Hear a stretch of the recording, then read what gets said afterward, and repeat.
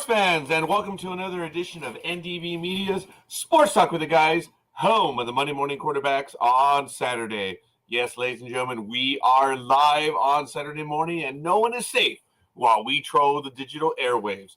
Join us as we discuss the latest news in the world of sports and review the events of the past week. No fantasy sports here. We keep it real. And remember, we kill brain cells. Hell, we are the purveyors of the zombie apocalypse. You have been warned. We are repetitive and redundant. We have no peers. Hell, we are the internet's ongoing traffic wreck. Don't even get out your car. Don't get out your bike. Don't go for a walk. We're here. We're the ones. So I tell you, we are terribly excited. Hell, we carry more water for sports than even Depends can handle. So good morning, and good morning. Of course, I'm the Scorekeeper, ladies and gentlemen, and Jay is unable to count, so I'm going to have to tell him. Apparently, he and Almighty are going to begin a new program, so I don't know how many episodes are going to be, but I believe sometime this summer, we're going to go ahead and have a Breaking Bad rewatch from episode 1 all the way through to the end of episode 5. Details coming, but I understand we're going to have a season 6 Better Call Saul rewatch, and that's Jay and Almighty, and I am looking forward to it. I believe their first episode is tomorrow. Once I get full additional details, we will be announcing them. But boy, is there a lot going on. Look at the link down there. There it is, ndbmedia.net. Check out a lot of stuff that is going on. Of course, as you know, Michael Day is responsible for almost everything as far as the guests go here on NDB Media. Tomorrow, Cosmo K of the ARC will be joining us at 3 p.m. Eastern Time, 12 p.m. Pacific Time. Samantha Glassner, also of the ARC, will be joining us on May 8th. That's Monday night at 6 p.m. Pacific Time, 9 p.m. Eastern. On the 21st, Christy Burke, who plays the captain on the ARC, will be on May 21st at 11 a.m. Pacific Time, 2 p.m. Eastern. Dania Cash of Hearts in the Game will be joining us on May 22nd at 6 p.m. Pacific Time, 9 p.m. Eastern. Ben Emanuel of Have Hope, Yo! Travelers, Eureka, Continuum, and Kingdom Hospital will be joining us on May 29th at 6 p.m. Pacific Time. Also confirmed, but time to be determined, Evan English of Enterprise, Jelena Moore and Stephen William Moore of the ARC, Naledi Murray of Sweet Tooth, and Skyla Elise of Crossover. And I believe the website has not been updated. I believe we actually have an update for Skyla Elise. Let me check right now. I think she's actually already booked. Let me see. So website has not been updated. Yes, that'll be June 5th at 6 p.m. Pacific Time, 9 p.m. Eastern. So I believe June 6th is a Monday. No, June 5th. That is a Monday. I said June 6th, didn't I? June 5th. So that's a quick look at the upcoming schedule here on NDB Media. And I got to tell you, terribly excited. And Jay already gave us a little bit of love right now. Good morning, coffee. I'm having a little bit right here. It's a miracle. 33 games into the season. And last night, Matt's A's finally got their very first win by starting pitcher. Oh, let's give it up for the Athletics. Yeah, boy. Hey, it is what it is. Folks, we have quite a few people already with us this morning. Why don't you let us know who you are and where you hail from? You're watching on the Sports Talk with the Guys channel, Twitch, and, of course, YouTube on NDB Media. Please give us a like, subscribe. It helps the old men, and I really do like that. So, of course, the engineers making friends with Lethal Migraine, and really good stuff. Shout out to Pete Marine, classmate of mine, voyeur extraordinaire. Thanks for letting me know, and thanks for the birthday thoughts, brother. Oh, we'll go over some of the birthdays very, very soon. But taking a look in our community corner, we do not have any announcements. Don't forget, if you want us to announce an event anything that you've got going, just contact us and we will gladly share it. And good morning, Aisha from across the pond. I believe Aisha is watching the coronation. I was trying to watch it. I was exhausted and I'm tired. I did see the anointing and I don't know what else. Well, relatively speaking, there was a cover when he was being anointed. So, incredible day in history, or just an incredible day. Incredible day in history. You know when the host has nothing to say when they say something like that. Or, look, we're changing history. Or, we're making this. Duh! You breathe. You're changing history. Yes. And Jay, it is on calendar. Joke Night returns to NDB Media. I was going to look up Joke Night. That's funny. Joke Night is on calendar, folks, so let me go to it right now. Hell, our anniversary program is scheduled on September 28th at 8 p.m. NDB Media debuted on September 28th, 2008. Wow. It was on a Tuesday night, and we are terribly excited about that. So we are going to be marking the commencement of year 16 on NDB Media. Wow. That's on September 26th. So Joke Night is not scheduled yet. Oh, so I believe Joke Night will be on May 22nd. That one's going to be late. That one's going to be at 8 p.m. Pacific time because we have a guest that day. Yes, Dania Cash at 6 p.m. Eastern time. So a lot of stuff is going on right now. So I'm going to get through my spiel. I'm already 8 minutes in and absolutely awesome. It is cold today. It is 46 degrees. I don't want to hear it from anyone. Sunrise was about 12 minutes ago at 5:56 a.m. Sunset at 7:38 p.m. Wow, it's going to get to a high of 68, overnight low of 50. So it's going to be warmer tomorrow morning than it is now overnight. Humidity is 95%. Pressure is 30.06 inches and dropping. Visibility is at 10 miles. I didn't take a look up there, but what do I know? Wind is heading to the southwest at 2 miles per hour. Dew point is just 1 degree ago at 45. UV index, of course, is 0 of 10. And we are in a waning gibbous right now. So let us know the temperature where you're at. Share the misery. Back on May 6th in 1895, the 21st Kentucky Derby. James Soup Perkins aboard Halma wins the last Kentucky Derby run over a distance of 1.5 miles, or for those of you in the metric system, 2.4 kilometers. I'm serious. Back in 1925, Ty Cobb hits his 5th homer in 2 games, tying Cap Anson's record of 1884. Wow. In 1979, American Fred Markham, who was 22 at the time, sets a bicycle speed record of 81.8 kilometers per hour or 50.8 miles per hour over a 200-meter course. Woohoo! Terribly exciting. And speaking of terribly exciting, don't I know you? Hello, Scorekeeper. How you doing? Doing well, Studley, in his Breaking Bad uniform. Gotta tell you. Okay. So, what are you wearing your colors today, Raj? It's cold, so I went casual today. I'm not wearing my colors. I should go in and get them. So was that bullshit for me not wearing my colors? No. I guess I wish I would have thought of it, but no, it was an actual call. Yeah. All right, fair enough. Quite a bit of information going on in the chat room.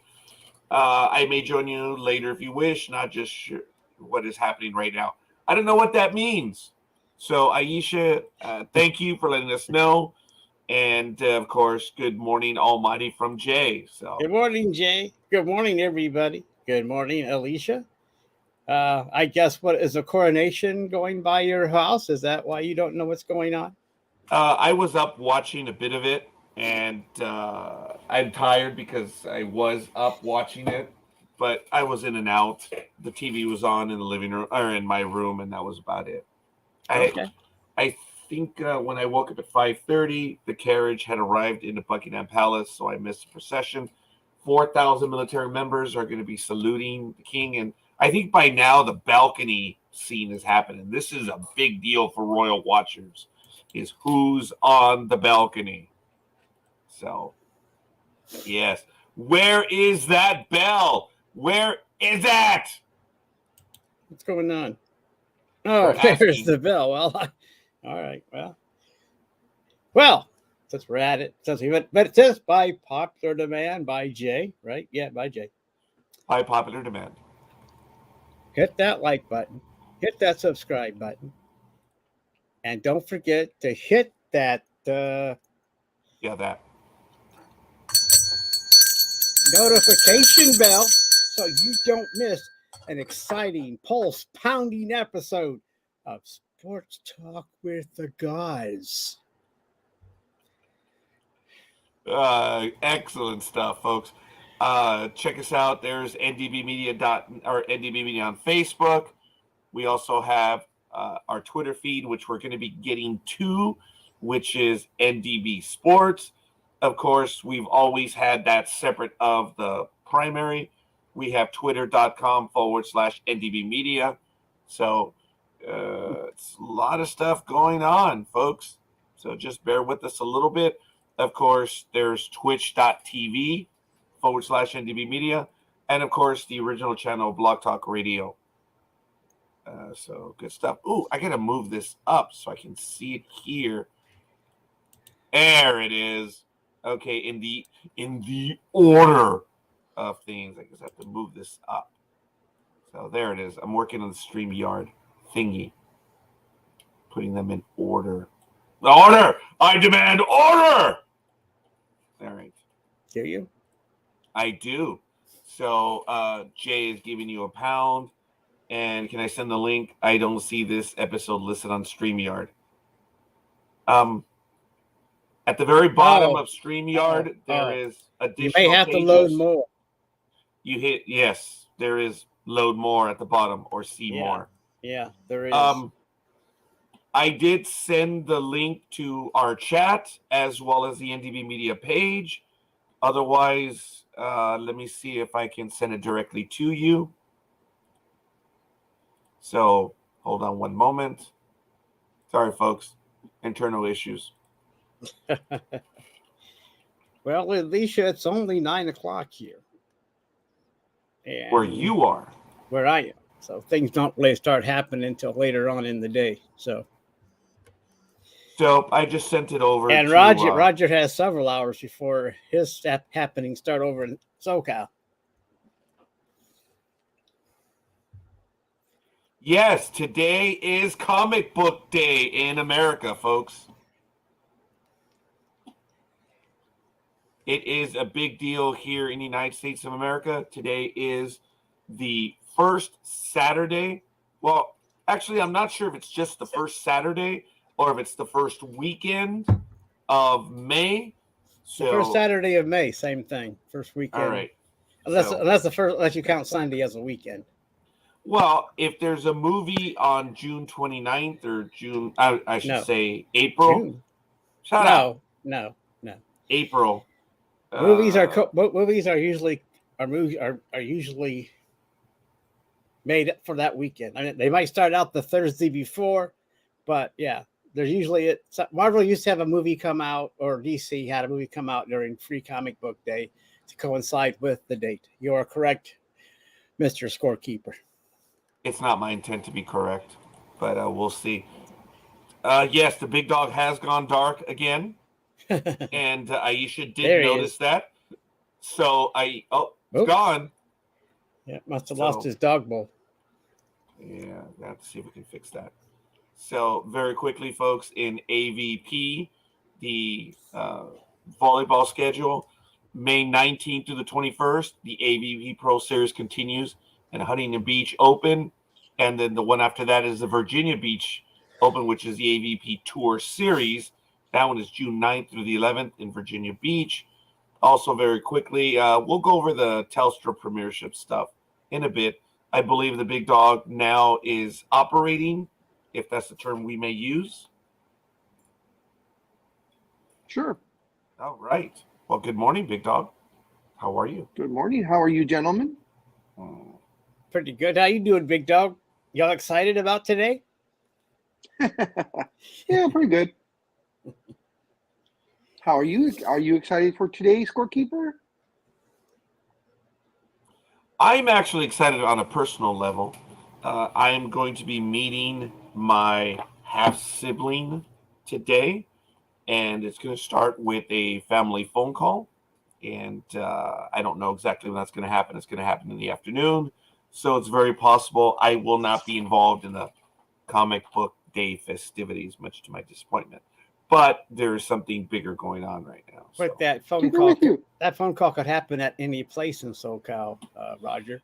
Yeah, but there's a lot of people involved. I appreciate the opinion and commentary. I'm just saying that I will more than likely not be able to partake. Well, that is a sad story, Big Raj. It is sad. But your family matters should come first. Well, we'll see how it's going to work. Unless it's not on a. I mean, is this a positive thing or is this Yes, just it is. okay? Well, then go for it. Almighty, wouldn't it be funny if they, when they meet and it's Roger, it's Roger, but Roger in a dress? Yeah. I have no idea. I doubt it. The individual does have a sense of humor and very sharp. I've already spoken to her on the phone. And like I said, it's going to be a long distance connection right now and see how it goes. So I am looking forward to that. Playing it by ear. I just know it's going to happen today. That's why, unfortunately, I'm not going to be able to get in the festivities. Shout out to my older sister whose birthday is tomorrow. Good for her. Rose. So warm and fuzzies, older sister. So we shall see. Hey Jay, hey Aisha. I see you you found the video I sent you last night, funny, Scorekeeper, about the coronation. I'm pretty sure that's the one you liked on Instagram. Trying to remember it. It's been already 6-7 hours since I saw it, unfortunately, and I don't recall it right now. About the coronation, and they could stick it up their ass. Oh yeah. Wow. Yep, that's right. So who knows? Maybe you can show it here in a little bit, and Aisha can get a kick out of it. Good morning, Rosalind. Guardians of the Galaxy Volume 3 is out. Who's going to go see it? I don't know. I'm going to get around to seeing it. I don't know. Did Big Dog raise his hand? Yeah, he wants to know who's going to go see it. I'm going to go see it on Tuesday, on $5 Tuesday. Woohoo! And speaking of $5 Tuesday, showing up on a Saturday. Good morning. Good morning. Look, in all the years that we've known each other, young lady, that is the first shot I've ever taken. I never said a word, Mr. Noriega. Oh, all evidence to the contrary. Ooh, it's Mr. Noriega now. Yeah. I believe this is a big day where she's at right now, so I have to be kind and rewind. So thank you for the shout out, Roz, of course, Peter Gama, Aisha Kerr, and Jay Simmons. Thank you for the likes this early in the program. Folks, we are absolutely blown away by our numbers on Twitch TV. We are blown away by our YouTube numbers. We're well over 100, heading to 150 on likes and subscriptions. Or actually not likes. We're actually getting quite a few likes. Thank you. But subscriptions, subscribers. So we are really, really happy with that. The flyby for the coronation has been scaled back due to bad weather. Well, that was in May. So let's see. Lethal Migraine says, couldn't care less about comic book movies. When it's on Disney Plus, I may give it a watch. Well, there is a lot going on this weekend. So good stuff. Jay says, cool, Big Dog. He always says all that kind of stuff. He was probably first in line Thursday night to watch it, or Wednesday night when it came out. Yeah. Just like he doesn't know anything about basketball and he doesn't know anything about baseball. We refer to that as being his shtick. I'm going to start off with one of the stories right now. I don't know if anyone did catch this, but this was early yesterday. It was from the Independent. Miss Universe finalist Sienna Weir dies in a tragic horse riding accident. Apparently, Australian model and 2022 Miss Universe finalist Sienna Weir has died. She was 23 years old after being taken off life support following a tragic horse riding accident. The accident occurred at Windsor Polo Grounds in Australia on April 2nd when Weir was riding her horse and it fell. She was rushed to Westmead Hospital where she was put on life support for several weeks. Weir's friends and family confirmed the model died on Thursday, the 4th of May, to news.au, who first reported the news. Tributes have poured in for Sienna Weir on social media, with fans and colleagues in the modeling industry paying their respects on her last Instagram post. Rest in peace, my friend. We'll miss you, read one comment. Taken from the world far too soon. Rest in peace, Sienna, said someone else. Miss International 2022 winner Jasmine Selberg commented under Weir's last Instagram post, "As a fellow equestrian, this pains me even more. Rest in peace." Yep. As you know, Weir was one of the 27 finalists in the 2022 Australian Miss Universe competition. In an interview with Gold Coast magazine, Weir spoke about her plans to move to London and continuing her career in modeling. She graduated from Sydney University with a double degree in English literature and psychology and had a passion for writing poetry. A bright star, 22. Wow. Oh no, I'm sorry. No, I believe she's 23. I'm sorry, she was 23. A bright star taken from us tragically and very, very young into her life. At 22, for everyone here, we all remember 22. We hadn't even started to live yet. So our thoughts are with her family and with those that knew her. We are saddened by her loss. So, Mr. Big Dog, did you want to go ahead and give us an update in the realm of basketball? Sure, if you'd like. No. Not really. Yesterday's games, it was the Celtics over the 76ers, 114-102. The Celtics now have a 2-1 lead in this best of 7 series, and it was the Suns finally getting a win over the Nuggets, 121-114. Denver leads on that one, 2-1. Today's games, it will be the Knicks at the Heat, with with the series tied 1-1. And it will be the Lakers and the Warriors at in LA on ABC today at 5:30 Pacific time. And that series is also tied 1-1 after the Lakers got their asses handed to them on Thursday and lost by 27. Tomorrow's games, let's see. It should be. Yep, that's everybody. It's just those 4 teams. Jay says Harding has disappeared.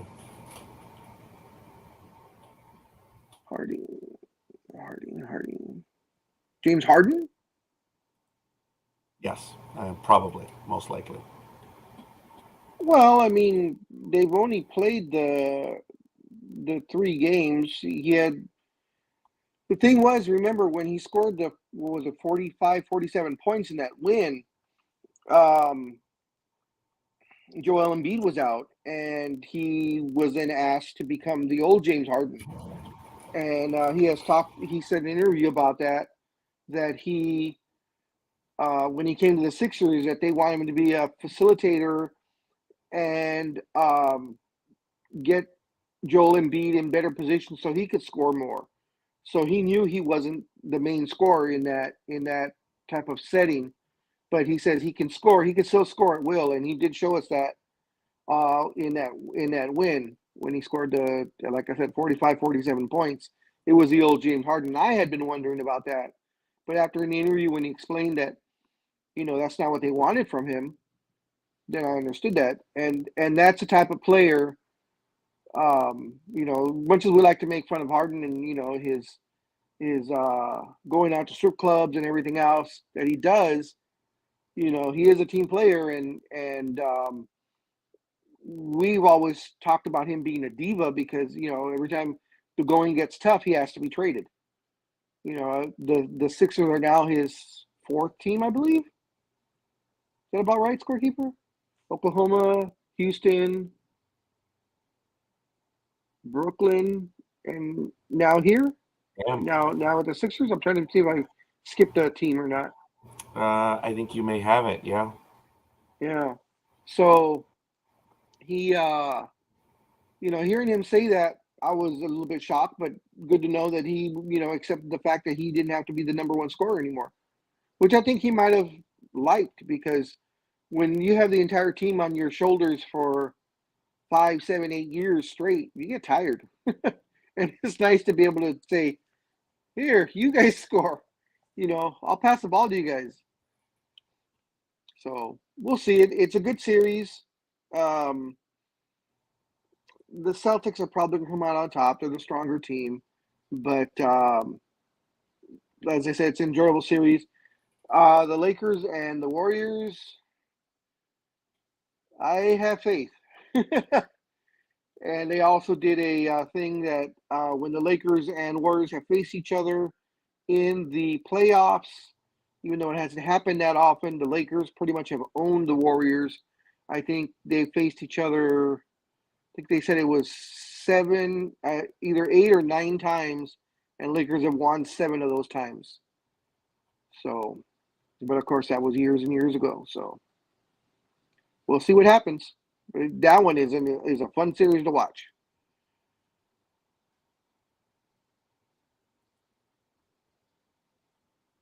Jay had a few other comments as well. Yes. All right. Go ahead, Almighty. Do you have a story that you would like to get to? And then Anime Girl, get ready. So we're going to be going to you. Yes, we're doing the round robin as we get through this. A lot of stuff to talk about. The hosts usually come to play and have something to say.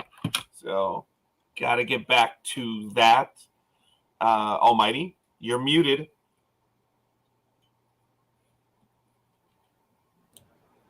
How am I now? Is that better? You're just fine. That might be a trick question that I'm not willing to entertain, but you're still good looking. Intiendo.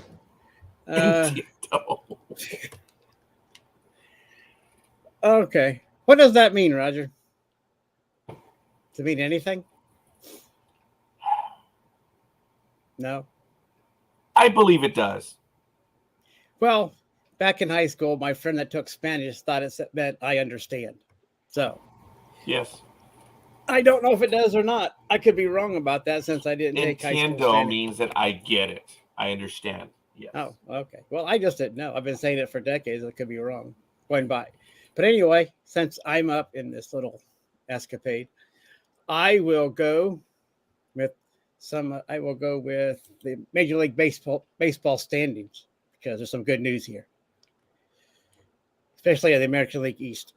In the American League East, the Tampa Bay Rays, with a 27th overall payroll in baseball, is 27-6. The last 10, they've been 7-3. The second place team, the Baltimore Orioles, are 22-10, 4.5 games out. The Red Sox are 20-14, 7.5 games out. And across the border, the northern border, that is, the Blue Jays are 19-14, and are 8 games out.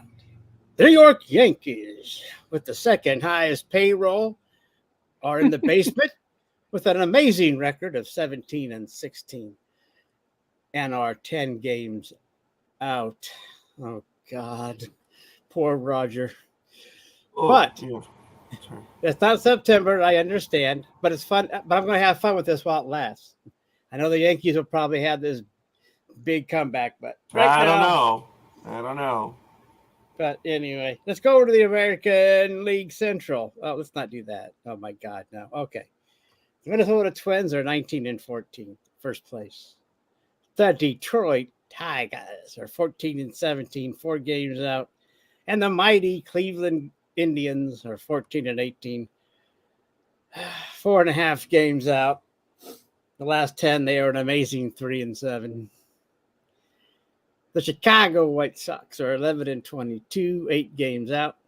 And the Kansas City Royals are a huge 8-25, but they're only 11 games out, and they're 3-7 in their last 10. In the American League West, the mighty Texas Rangers are 18-13, and the mighty California, or what is it? Is it still Los Angeles, or the Anaheim of California? No, or it's still Los Angeles. It's the Los Angeles Angels of Chavez Ravine. Well, whatever. They change it all the time. It used to be Every the day of the California. I remember it was the California Angels, and that seemed to be simpler. But now they keep changing it, the Angels of the Sewer or Angels of Los Angeles or whatever. Anyway, they are actually tied, 19-14. Last 10, they're 8-2, so they're creeping up on the mighty Texas Rangers. And they beat the Texas Rangers last night. So yeah, so that got them a. So they're playing this weekend, Big Dog? Yes, sir. So the Angels of whatever can grab first place tonight. Interesting. They could, but they'll probably lose. Okay, well, thanks for the enthusiasm there, Big Dog. I have no faith in my Angels anymore. Well, I am still a fan, but they have let me down so many times. Well, it's still early, and it's not like the Rangers have a huge record like some teams, like the Rays or whatever, still within striking distance, and maybe they can. Anyway, everybody's favorite team, the Houston Assholes, are 17-15. They are 1.5 games out. The Seattle Mariners are 15-17, and bringing up the bottom is Speedy's favorite team, the Oakland Athletics, who are astounding 7-26. They are 12 games out, and they have been 2-10 in the last 10 games. So that's the American League standings. Over the National League, we'll go through this real quick. The Atlanta Braves in the East are 22-11. In second place is the New York Mets, the Ice Princess. That's her team with this first in payroll this year are 17-16. They're 5 games out. Last 10, they're 3-7. So it looks like that big payroll is working out. The Marlins of Miami are 16-17. The Philadelphia Phillies are 15-18, and the Washington Nationals are 13-19. And they are 8.5 out. Over in the Central, the Pittsburgh Pirates are 20-13. In second place is the Milwaukee Brewers, 18-14 at 1.5 game out. The Chicago Cubs, 16-16 at 500, 3.5 out, 3-7 in the last 10. The Cincinnati Red Stockings, 13-19. The Scorekeeper's second favorite team. And the St. Louis Cardinals, 10-23, 10 games out, 1-9 in their last 10. The New York, gosh dang it, National League West. The Dodgers are 19-14, 7-3 in their last 10. The Arizona Diamondbacks, 18-14, a half game out. San Diego Padres, 18-15, 1 game out, 7-3 in their last 10. The Diamondbacks are 6-4, and the Dodgers are 7-3. The San Francisco Giants are 14-17, but they're 6-4 in their last 10. And the Rockies from Colorado are 12-21, and they are 6-4. So we'll see how that all pans out in the end. With that being said, that is the Major League Baseball standings as of this morning and last night after all the final games. So thank you very much for your time sir. And your patience as I go through the baseball standings. Good morning, Gridiron Girl. Hello, Good morning, Grid. of course, and good morning. Good morning, Gig. How you doing? And I want to give a shout out to Sonia Robles for giving us a like. We're up to 5 this morning. Thank you. Woohoo! If Anime Girl is ready to go, if not, I do have a few baseball stories. I'm not sure if people realize Bryce Harper, America's hope to do well, has returned. And apparently, there's a timeout call. Timeout. We didn't get to Anime Girl. Yeah. He did, but then he carried on. So I just let him. As a matter of fact, I said to stay with baseball. You've got to keep Roger. I'm sorry, Scorekeeper on task. Really? No, I just let him go. Go ahead, Anime Girl. What you got her there? Rugby, soccer, football. No, you carry on, cricket. Roger. What about No, cricket? not at all. Go ahead. Anime. What, The only thing I can report on at the moment, because of a certain rather large event, would be the Formula One rankings. But there's not a lot I can do about that because you probably all know them. Now, this is the International Formula One, correct? This is the Formula One with Max Verstappen and Lewis Hamilton in. Yes, please go ahead. Right. If you wish to know, on the so far at the second practice, Max Verstappen is leading. Lewis Hamilton is somewhere in about 7th place, not doing so well. He reckons that the car he's driving is not the best and needs to be sorted out. So that's going at the moment. I mean, the way it works at the moment, you've got somebody called Logan Sargent with the Williams is sitting in the last place as of the second round of the Miami training. When it comes to the driver standings, who's leading the table? Again, it's Max. He's leading it with 95 points for Red Bull. Perez, his teammate, is in second place. And dear old Lewis, Pride of Britain, he's sitting down in 4th. Not very happy. He's only got 48 points. So, at this precise moment, there's not a lot going down. Constructors' Championship, i.e. the teams that are actually winning, is dear old Red Bull. And they are leading it by a country mile. They have got over 180 points. The closest rival to them is the Aston Martin team, and that's only sitting on the dear old 87. So as you can see, Red Bull is, as I said, leading by a country mile. Mr. Hamilton's little team, Mercedes, well, they're in 3rd with 76. So net result, I don't think that particular gentleman is exceedingly happy. So, Mr. Noriega, please continue. Oh, not at all. In additional Formula One news, apparently practice number 3 will be starting, depending on the clock time, if you check, approximately 2 hours and 50 minutes for practice number 3. They are in Miami this year for Formula One, and I believe there's some significant issues going on in Miami this year for Formula One, and I'm going to get to that article in just a moment. I'm going to share it with the co-hosts here as well as in the chat room, and you may have it. And for everyone in the chat room, where in Florida are they? Miami, Tallahassee? I'm not sure which one right now. I will get to that in just a moment.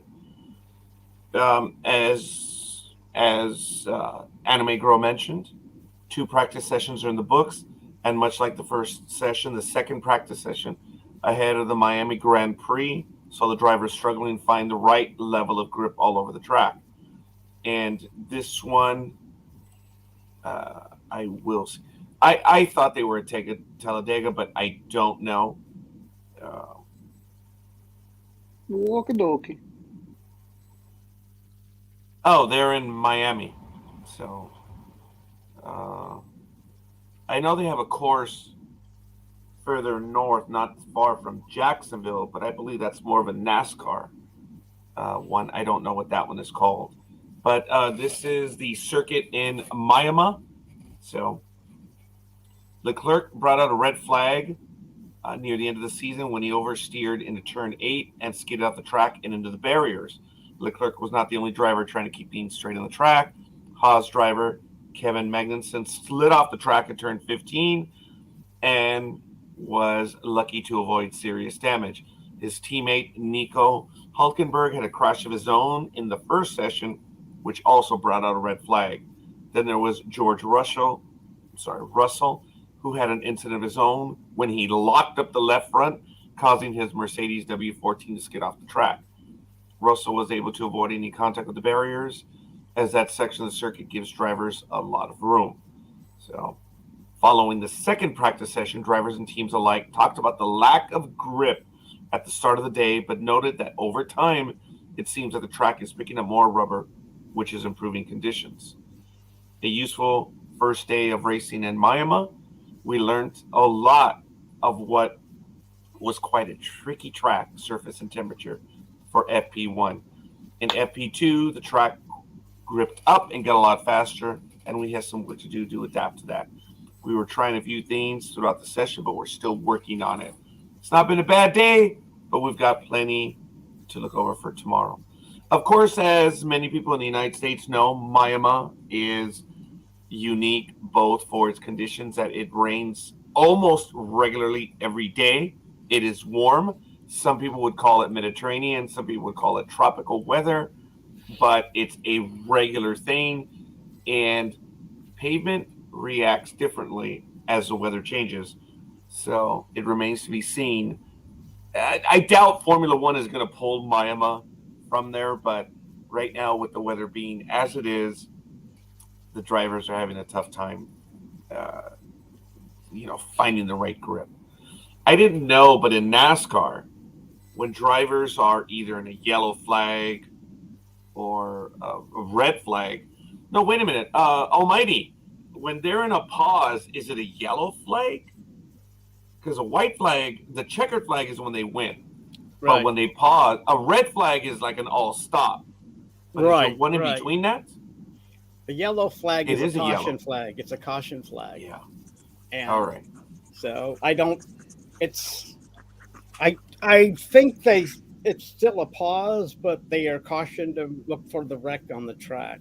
A red flag is a caution flag means they can still circle the track, but they have to watch out for the debris. The red flag means the red flag, as in Star Trek, they have to come to a complete stop and wait for the debris or the wreckage to be cleared from. If I'm correct, I'm just going by the top of my head. Maybe Big Dog. God, what the fuck is wrong with me today? Maybe Big Dog, or as we know, the really big what's that really big log, really big log, was maybe he has an insight to that I'm missing. No, you're right. The red flag is a complete stop. The yellow flag is, as you said, the caution, and the racers can continue circling the track, but they must stay in order when the flag was thrown or shown or waved. So on a yellow, you stay in movement, but you have to stay in the same place you're in. You can't pass anybody.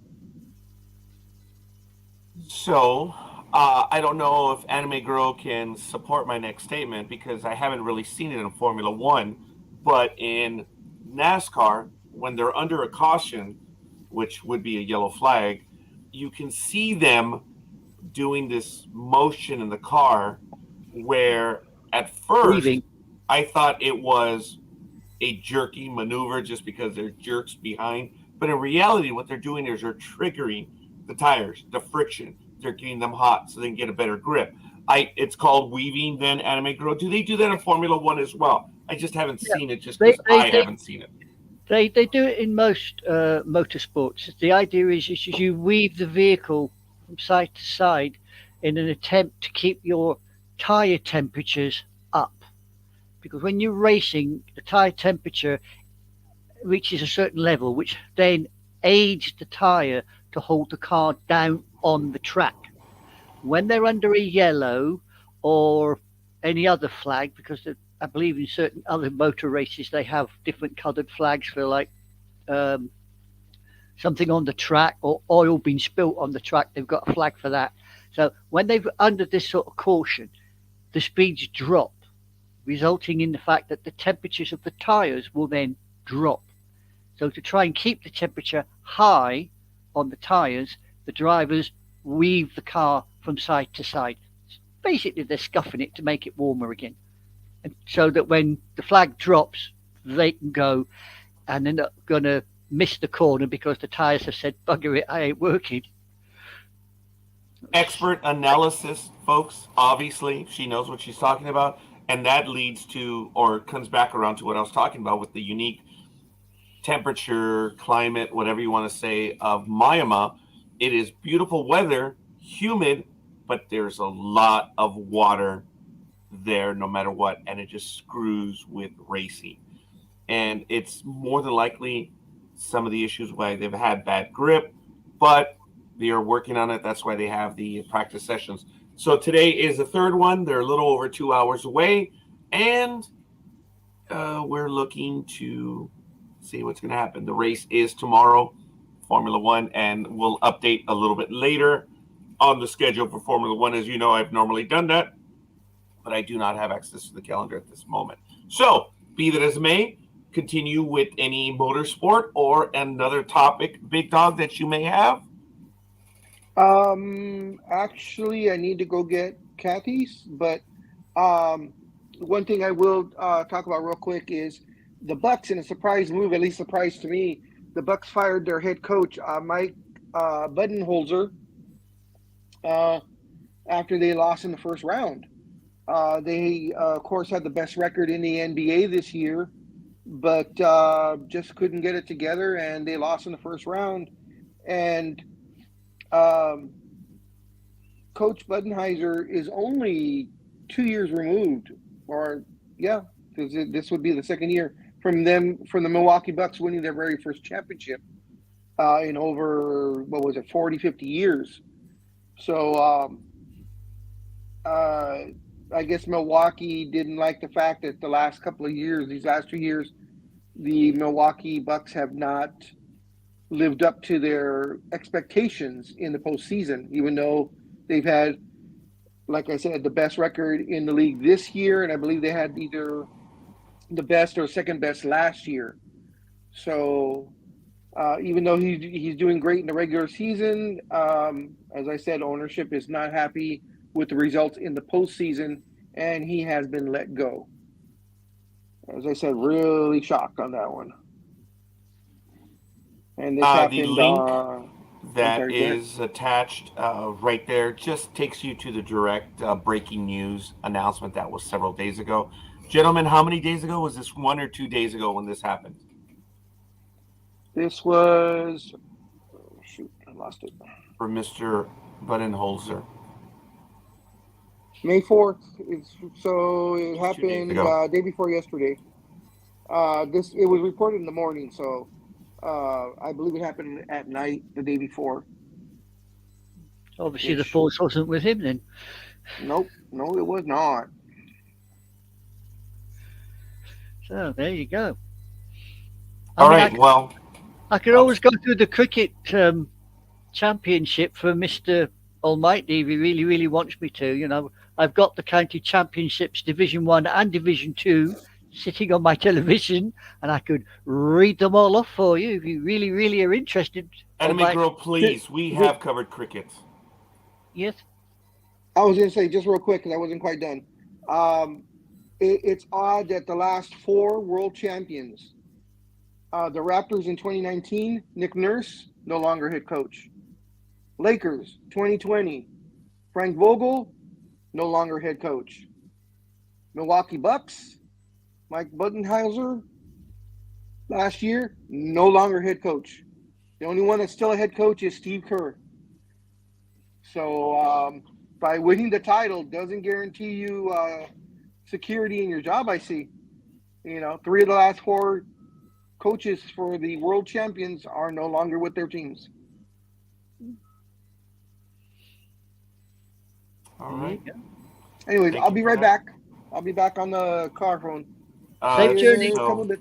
Just very quickly, no speeding. When he returns, yes, please get to the cricket items because we have the 149th Kentucky Derby to talk about shortly.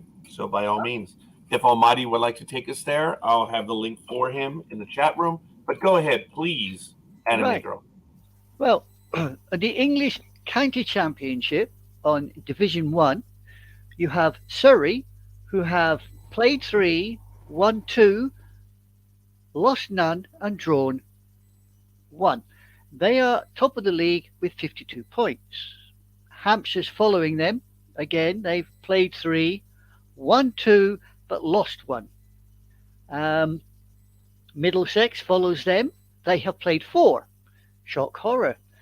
1, 2, and they've lost 2. They've only got, again, 45 points. Again, yeah. Essex has played 3. They have won 1 and managed somehow to lose 2. They're on 40 points. Warwickshire played 3, won 1, lost 1, drawn 1. They're doing well, them boys. They're on 38. Kent is, again, they played 4, but they've only won 1. They've managed to lose 2, drawn 1, and they're down in 31 points. Nottinghamshire doing obviously well, playing 3. They've won 1, lost 2, and unfortunately only 29 points for them. Lancashire played 3. They managed to lose all 3. We should call a really nice team, that lot. They're 29 points as well. Northants have played 3, won 1, lost 2. They're on 23 points. And Somerset played 3, lost 1, drawn 2, and they are bottom of the table with 22 points. Do you wish me to continue, sir? all the information that you have for us. All the Please. information I have for you, that's not a problem. I can go on to the County Championships Division 2. And top of the Division 2 is Durham, who have played 4, won 2, lost 1, drawn 1. They are sitting top of the shop with 63 points. Followed up by Leicestershire, who have played 3. They've won 1, managed to lose 2, and have 45 points. Sussex have played 3, won 1, lost 2, and they're down on 41 points. Worcestershire played 3, they've won 1, lost 1, drawn 1, and 35 points. Glamorgan, a Welsh team, have played 3, and they've managed to lose all 3.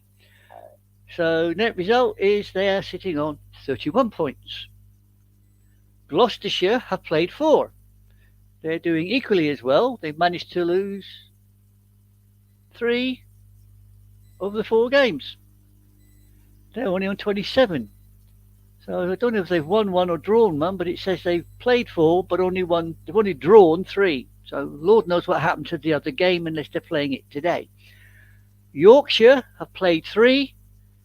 They're on a winning streak as well. They've managed to lose 1 and draw 1. And they're on 21. And dear old Derbyshire have played 3, managed to lose 2 and draw 1. And they're bottom of the shop with 17 points. And that is the English County Cricket Division 1s and Division 2. If that was any use to anyone, good luck to them. It was quite a bit of use. Thank you. Appreciate I that. look on cricket as being an ancient English rain dance. If you want it to rain, play cricket. Oh, that is impressive. And speaking of your rain dance, look at what happened, Anime Girl. You do the dance, and Speedy shows up. Oh. Yeah, and he's still sinking. Look, he's just, Yeah, I know. Hold on. you beat the Titanic when it comes to sinking. You don't need no damn iceberg. Just put a camera on you. You go. Yeah. Hello, Speedy. Good morning, guys. Morning. Hello, Morning, Speedy. Speedy. How are you? You seem a bit chipper this morning, young man. How are you? Good. It kept it 49 degrees and raining outside. Join the club. It's raining here as well. But then we've got a coronation, so that's another rain dance we seem to be Yeah, doing. that's on as well. Yeah, it's sunshiny here, but it's still at 45 degrees. Speedy, What's up, big dog? what's up? Oh, not much. And Almighty just wants to rub it in. He's the only one that's got sun. Well, I got sun. It's sunny over here. We got sun down here. Good. Speedy, apparently, Coffee Look is down very below. happy, and he's commenting about my chipper line and that the A's finally won a game. They finally got a win from a starter. They're on a roll. 1 in a row. So congratulations, Speedy. We are excited for you being the number 1 A's fan here on Sports Talk with the Guys. I got to tell you, I'm happy for you, Speedy. No, I'm not happy about that. Coffee is better than that. I'm a Giants fan. What? They tell you. What? I'm a Giants We know you're an A's fan. Come on. You just pretend you're a Giants fan. You do your little winner's dance. We don't mind. Go. Feel free. Let it out. I mean, no use hiding behind this. I'm a Giants fan. I mean, Ooh. We You know, know Speedy. we know you had that big old A's logo on your bicep. Come on. We know you just hide it. Oh, I know. When you came to visit us, dude, you were flexing in downtown Los Angeles. When we were at the Hollywood sign, Speedy's telling me, Scorekeeper, will you slow the fuck down? I'd like to enjoy the sights here. And he flexed his Giants. And speaking of flexing Giants, oh, boy, the family is in the house. Mark this moment, folks. Good morning, Dreem. Whoa, good morning. What is going on? We got a full house today. Ho! Stud Muffin! What's up, Dreem? Jesus. the dream machine has arrived. Hello. Oh my goodness. We got Anime Girl, Speedy, Almighty on mute, Big Dog's driving. Everybody's freaking here. You know this means a meltdown, don't you? Oh man, I'm anticipating some chaos. Well, get your chewing gum out because we might need you to fix it. Oh, dude, she remembers. She Yeah. remembers. We've only Yeah. told that story about 10,000 times, but it's all right. 9,846. Dream, please 47. stop exaggerating. Stop exaggerating. Thank you for being precise. Yes. Look, everyone in the chat room is going crazy. There's Jay, welcome, and of course, Gridiron Girl. So really good stuff, folks. Thank you. Oh, Dream, thank you for joining us. I don't know how much time we have with you, so please. Neither get do to I. Good That morning to wasn't Gridiron Girl biblical. and to the engineer. So, Dude, Dream. Speedy, hold on. I'm sorry. Speedy, I haven't Dream's seen number you one. in Dream's forever. number 1. I know. I haven't seen you in forever. And I was on last week, and they go, "You just missed Dream." I was like, Yeah. As soon as you leave, I come in. I know, right? It's one of those things, man. So it is definitely good to see you guys. Big Dog flipped me off. I appreciate that. No, you're number 1. I was just letting everybody know. You're number 1. Oh man. Playoff basketball is. I don't know what you guys have talked about yet. You've been on for about an hour now. And that is a segue, folks. We're a few seconds short. Let me remind everyone, please like, subscribe. We need a little bit of love, folks. And we are entering our second hour here on Sports Talk with the Guys, home of the Monday Morning Quarterbacks. Don't forget that we have Evernew following us at 10:30 a.m. Pacific time. So we're going to be on for about 4 hours or so. So don't forget, please help us out. The old kids need the likes and subscribes. It makes us feel better. So there it is. We are now in the second hour here on Sports Talk with the Guys. Dream, please go ahead and continue. Big Dog did go and give us a look at the playoff picture. So go ahead and jump in, pal. First off, I just want to say, forget all the other teams. We're focusing on the Lakers and Golden State right now. As Big Dog so eloquently puts it, I bleed purple and gold. And I've been calling some of these games. Unfortunately, it's when the money's not on the line. But yeah, so I'm excited about this series. I really enjoy seeing, Steph and LeBron go at it. I've been hearing a lot of differing comments, opposing comments, just going back and forth about how LeBron's the greatest of all time, and then but the Lakers are worse with him on the floor, and it's just very confusing for a lot of people to see this happening. When LeBron's not playing, they had their biggest push, Yes. to make to make it higher, to make it into the playoffs. However, during playoff season, this is his time to shine. And yet, if we look in the past, he's not shown up for a couple games in the playoffs, not just this series, but, in his history. There was an entire series where he just didn't show up, so it is kind of worrisome. Big Dog, what are your thoughts on this? Well, the talk about him being the greatest of all time, and the fact that he's not really, in essence, pulling his weight this postseason. I think the people forget, the ones that get confused are the people that don't realize that if they think he's the greatest of all time, you have to take his entire career in totality. You can't just base it over the last couple of years. Kareem, for me, is the greatest of all time, but those last couple of years weren't that great, because he was just older. And that's the case now with with LeBron. But LeBron isn't the key to this series. The key to this series is Anthony Davis. Once again, he had a great game one, and he had a mediocre, or as Scorekeeper likes to say, pedestrian game two. He's got for the Lakers to move forward and possibly try and win the championship. He has to be consistent game in and game out.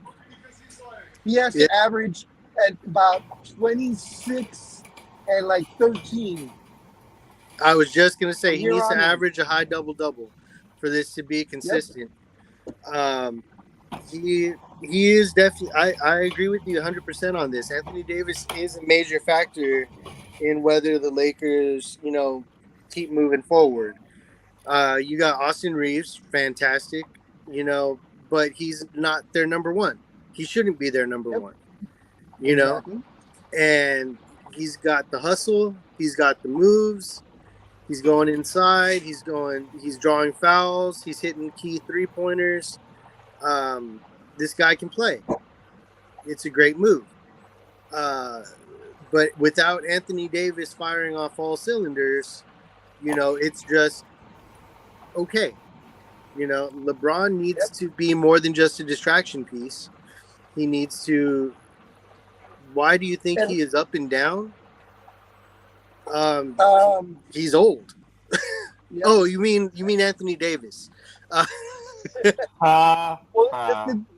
thing about LeBron too is that he holds the ball way too long. The ball gets in his hands and it just dies. The Lakers are at their best when the ball is moving around. Yep. And when LeBron gets the ball, he just, top of the, about 5 feet above the 3-point line, right dead center, and he just dribbles and dribbles till it gets down to about 6 seconds, and then he decides to initiate the offense. And by that time, you're in a hurry up, and you get a desperate shot, not a good shot. Yep, you're gonna throw up. You're gonna throw up something, versus setting up what you want or looking for the best opportunity. And unfortunately for me, I throw up my food every time I see him with the ball in his hands. Yep. As far as Anthony Davis being up and down, he is, I feel personally, he's got some mental issues going on. He just can't keep his head in the game. He gets tapped, he gets hurt, or not even hurt, but just like a good solid bump, and all of a sudden he's in why me mode. He's not as quick as he used to be. You usually see him running back up the court, and he's usually in the back end of it. When everybody else is sprinting, he's jogging. So it's tough to see. He's got the knee issues. He's got the lower body issues. I just it's hard to watch sometimes. I kind of wish he would have came out and said, "Oh, I had a bad game." This way, we trigger the monster games to come. But he didn't use the magic words. Yeah, and right now, for those who don't know, he is dealing with a hip injury that he received in, I believe it was Game 4 of the Grizzly series. Yep.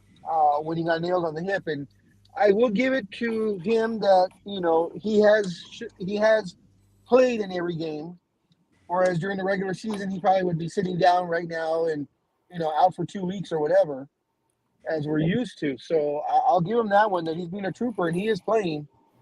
But he to me, he's the key to the Lakers' success. Period. Yeah, it shouldn't take LeBron to get 20 rebounds to pull out the win. He's definitely got to handle his end of the floor. He needs the blocks. He needs the rebounds, but he also needs to score. I would love to see some triple doubles coming from him. But I mean, consistently he needs a double with points and rebounds. For this to be a successful match. If he can average 5 to 6 blocks, that would be great. But again, I'm not putting money on Anthony Davis forever. That is I broke my rules and I put money on him and he let me down again. So I am reinforcing my no money bets on Anthony Davis. So it's really hard. I'll bet on the Lakers as a whole, but not specifically on him. Yeah, and he should be having a field day, these 2 games against the Warriors, because they don't have a center. Right. So he should be having a field day, and he's not. Well, Game 1 he had a great game, but he's just frustrating. Yeah, it shouldn't be coming this close in when you're winning. It shouldn't be this close, if he's firing off. I will say this series, it would be harder for him to get blocks because they're not taking as many, in the paint shots. Yes. It's going to rely on Anthony Davis. It's going to rely on LeBron moving his butt and getting out there. Not Anthony Davis, Austin Reeves. And it's just going to take that type of effort, from our guards and from LeBron to get those outside blocks, put that pressure on the outside perimeter so they can go forward. Yeah, some people were complaining after Game 1 about, the Lakers, were at the line 24 times and the Warriors only went to the line 5 times. And my answer to all those people that were complaining was, yeah, when you put up 55 3-pointers, there's not a lot of room to get fouled. Right. So you don't go to the line a lot. Right. Because I believe Game 1 they put up 52 3-pointers. Yeah. Problem is they're hitting more than half of them. Well, last game, yes. First game, no. But last game, yes. Yeah. That's the Klay problem. Thompson was hot. And I second that double comment. I'm missing in and out like crazy. Yeah. Do they have a double over in Arizona there, young man? No, I don't. I'm not 100% sure.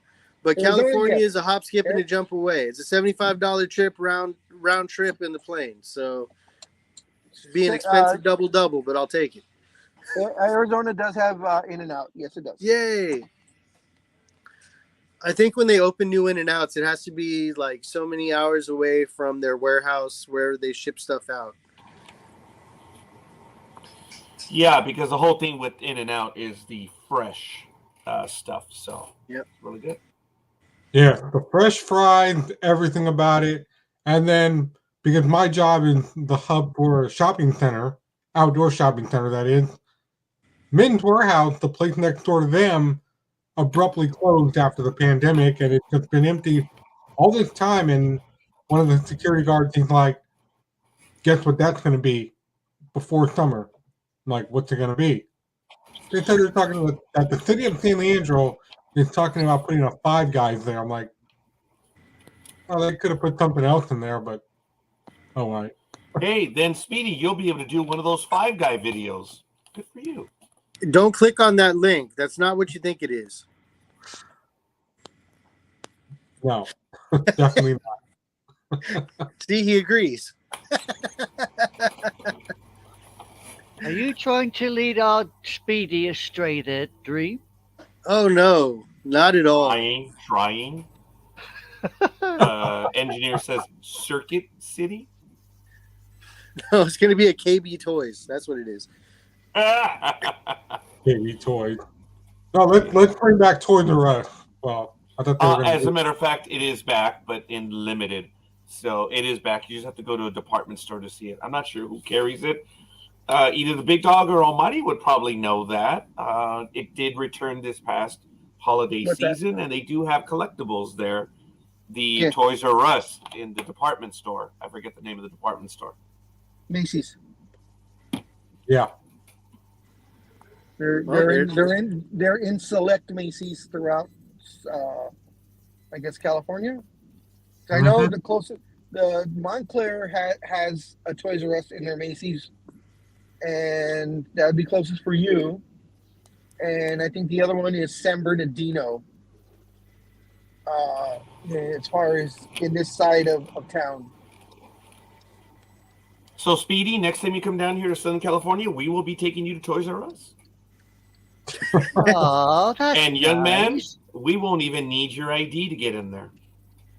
No, if he has a shave, he'll be fine. Yeah, such a little baby face. He'll get right in. Yeah. I actually already did that, so thank you very much. What? Oh. When did you shave? Like last year? Very funny. I'm sorry. It wasn't my intent to be. Sorry, pal. I missed you. Wow. No, Speedy grows more facial hair than I can, so I'll give him that. You know, Dreem is a bit thin on the facial hair too. It takes him a little while, so that's why he never throws at you or throws with you, Speedy. Right. Young man. Yeah. Dude, how long is it going to take you to grow a beard? I don't think you even know, right? Yeah, I've been working on mine since I was 16. Yeah, good for you. What was that, a year ago? Good for you. Shit, no. I already hit 40, so I'm working on 41 this year. It's been a while. And no jab at Speedy, but the Stud Muffin exudes all that sexiness. So the beard, he doesn't need the beard and all that stuff. You're too kind. Who will show up to the Lakers? Game 1 team or game 2 team? You know what? I'm gonna say game 3 team is gonna show up. Oh, good answer. Because I don't feel, and I it sounds like I'm being facetious, but I don't think we're gonna get another game 1 team, because that was just a very unique game. Game 2 team just lost the fuck, and I hope they don't show up. But I'm hoping that they've learned what went right from game 1 and what went right from game 2 and what went wrong specifically from game 2. Then they make the appropriate adjustments, because, we don't want, because Golden State learned. They continually learn their opponents. They pay attention and they grow. And that's what makes them a very dangerous team. That and 10,000 3-point shots. But at the end of the day, we don't want a game 1 team or a game 2 team. We want the evolved version. We want to see the next one in the lineup. And it's kind of like the whole next man up thing. All right. How was that? Okay. Yeah. Okay. Who's that you, Scorekeeper? No, that wasn't me. I said Scorekeeper, not Speedy. Someone needs some WD-40 on their chair or something. No, I saw Scorekeeper's arm, and it looks like he's wrapping something with packing tape. Oh, okay. I'm Hey, glad you were able to see my arm. but Everybody's that's got a good. kink, man. Just let it go. So he's getting ready for the date. Tomorrow. He's learning the taping techniques. There you go. For his What's control, tomorrow? for his remote control, he's making sure the batteries stay in. There you go. Here's a remote control. And the Lakers don't have any excuse. Well, they have, of course they can make excuses, but they shouldn't have any excuses. They have home cooking. They were able to sleep in their own bed. They got some loving, so they should be ready to go. And I agree with that as well. Golden State, like I said, they're just a dangerous team no matter what you do. And the thing is, the Lakers are older. Steph's not a young chicken anymore. But at the end of the day, his game isn't super athletic. Yes, he's continually moving, and that's also what makes him dangerous. But, he's not a high-flying, dunking kind of get 20,000 rebounds a game kind of guy. He is going to find the open spot on the floor, knock down a three, make the extra pass. He is a smart player. So age is not going to be as huge a factor as like for someone like LeBron, where it was his explosiveness and his high dunks and, his pounding the rim. Like that kind of stuff takes a lot out of you over the years. So, I am a little worried about that in the long run. The shorter this series it goes, I'm hoping the Lakers are able to close this out early, but I do think it's going to be a Lakers in 6 kind of run, just like with the Grizzlies, I'm hoping. But that's my hope. That's my optimistic hope. Anybody else have any on this or comments? What do you feel about the Denver and Phoenix series? Denver. Because they put up Phoenix put up a hell of a game yesterday without the point guard. And you know what they are? They're not a pushover team. I just think Denver's going to take it for the series. And I don't want Chris Paul to get a ring ever. I think that should be his legacy. Almost right. there, but not quite. And I don't care if you got Durant on there. I'm actually hoping that Durant gets pushed away from Phoenix somehow. I'm hoping they, with Chris Paul injured, they go into rebuild mode and try to do something different. Now I will be in Phoenix soon. So, I mean, I would love to see Kevin Durant play a home game in Phoenix. But at the end of the day, Cool. I'm okay if he leaves. I'm okay if he gets traded and they try to build some shit around him. Or, I mean, not around him, but like with his equity, I would say. There's a lot. But I'm hoping Phoenix gets blown up, really. Same thing with Kawhi. Kawhi doesn't need to be a Clipper. He really doesn't. Now, does that mean I want them on the Lakers? No. But I enjoy seeing, teams blow up. I like getting a new sense of what the teams could be. Let's see the stars move around. They're getting older. Let's see the young talent. Let's see what we can do, Very well said.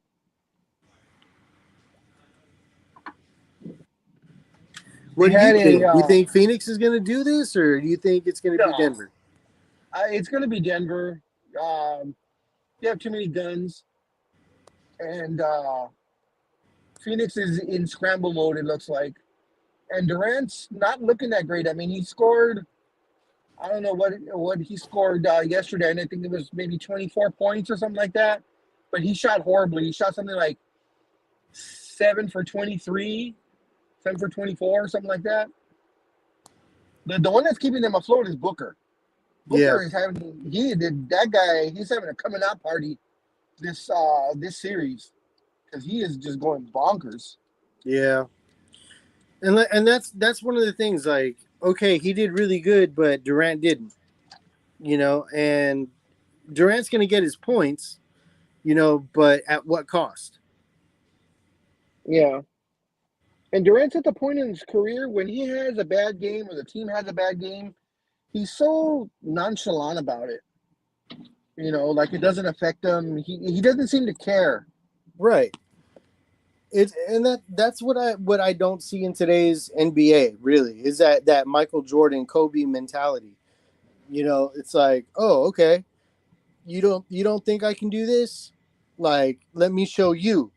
They take it personally. They focus. They sharpen the mental sword, the edge of their mental sword. And they study down to the footstep. Like, where is it going to be? Where do I need to be to make this work? I don't see that in today's NBA. That's just me personally. I don't know if I'm missing something, but I don't see a single, all-star that has that mentality. And it's not the same. There's nobody there trying to perfect their craft. I agree totally. What did you think about the news? I laughed. I actually laughed out loud when I read it about Dylan Brooks that the Grizzlies were not going to offer him a contract and they want nothing to do with him. I agree. They literally said that, though. Yeah, that is the best. I love that.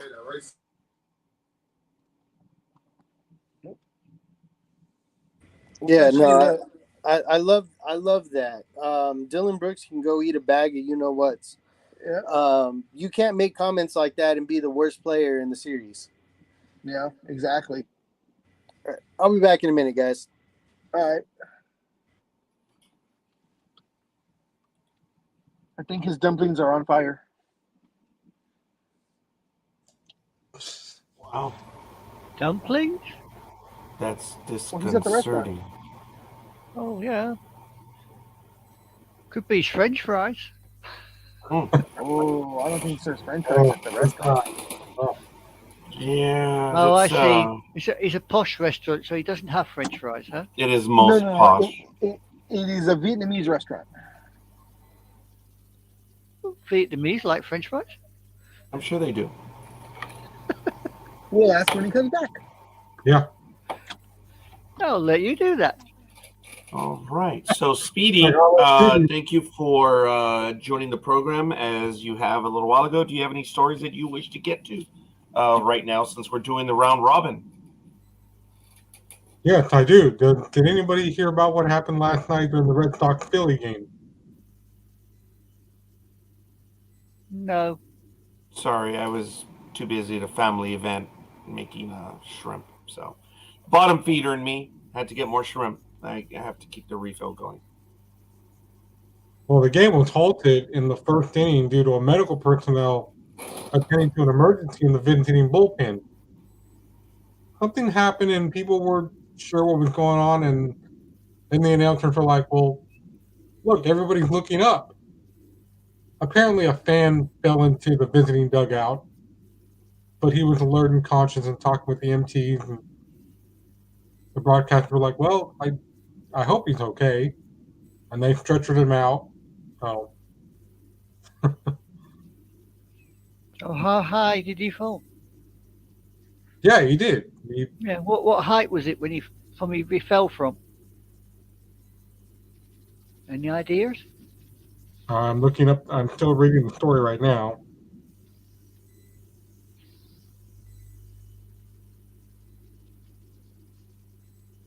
Any ideas, Roger? The height of that? Oh, he fell when he was trying to reach for a ball that got tossed to him, but he fell into the visiting team side. Okay. Now, how high up was he? Because if you're right if this was in Boston, the bullpens are out on field level and they're out in the outfield. And if he or she fell into the bullpens, it wouldn't be that much of a drop. But nevertheless, if it's more than 3 feet, it depends how old. 3 feet's going to hurt anyone. And if it's more than that, geez, could be 6 feet. Maybe it was several rows back. That would suck.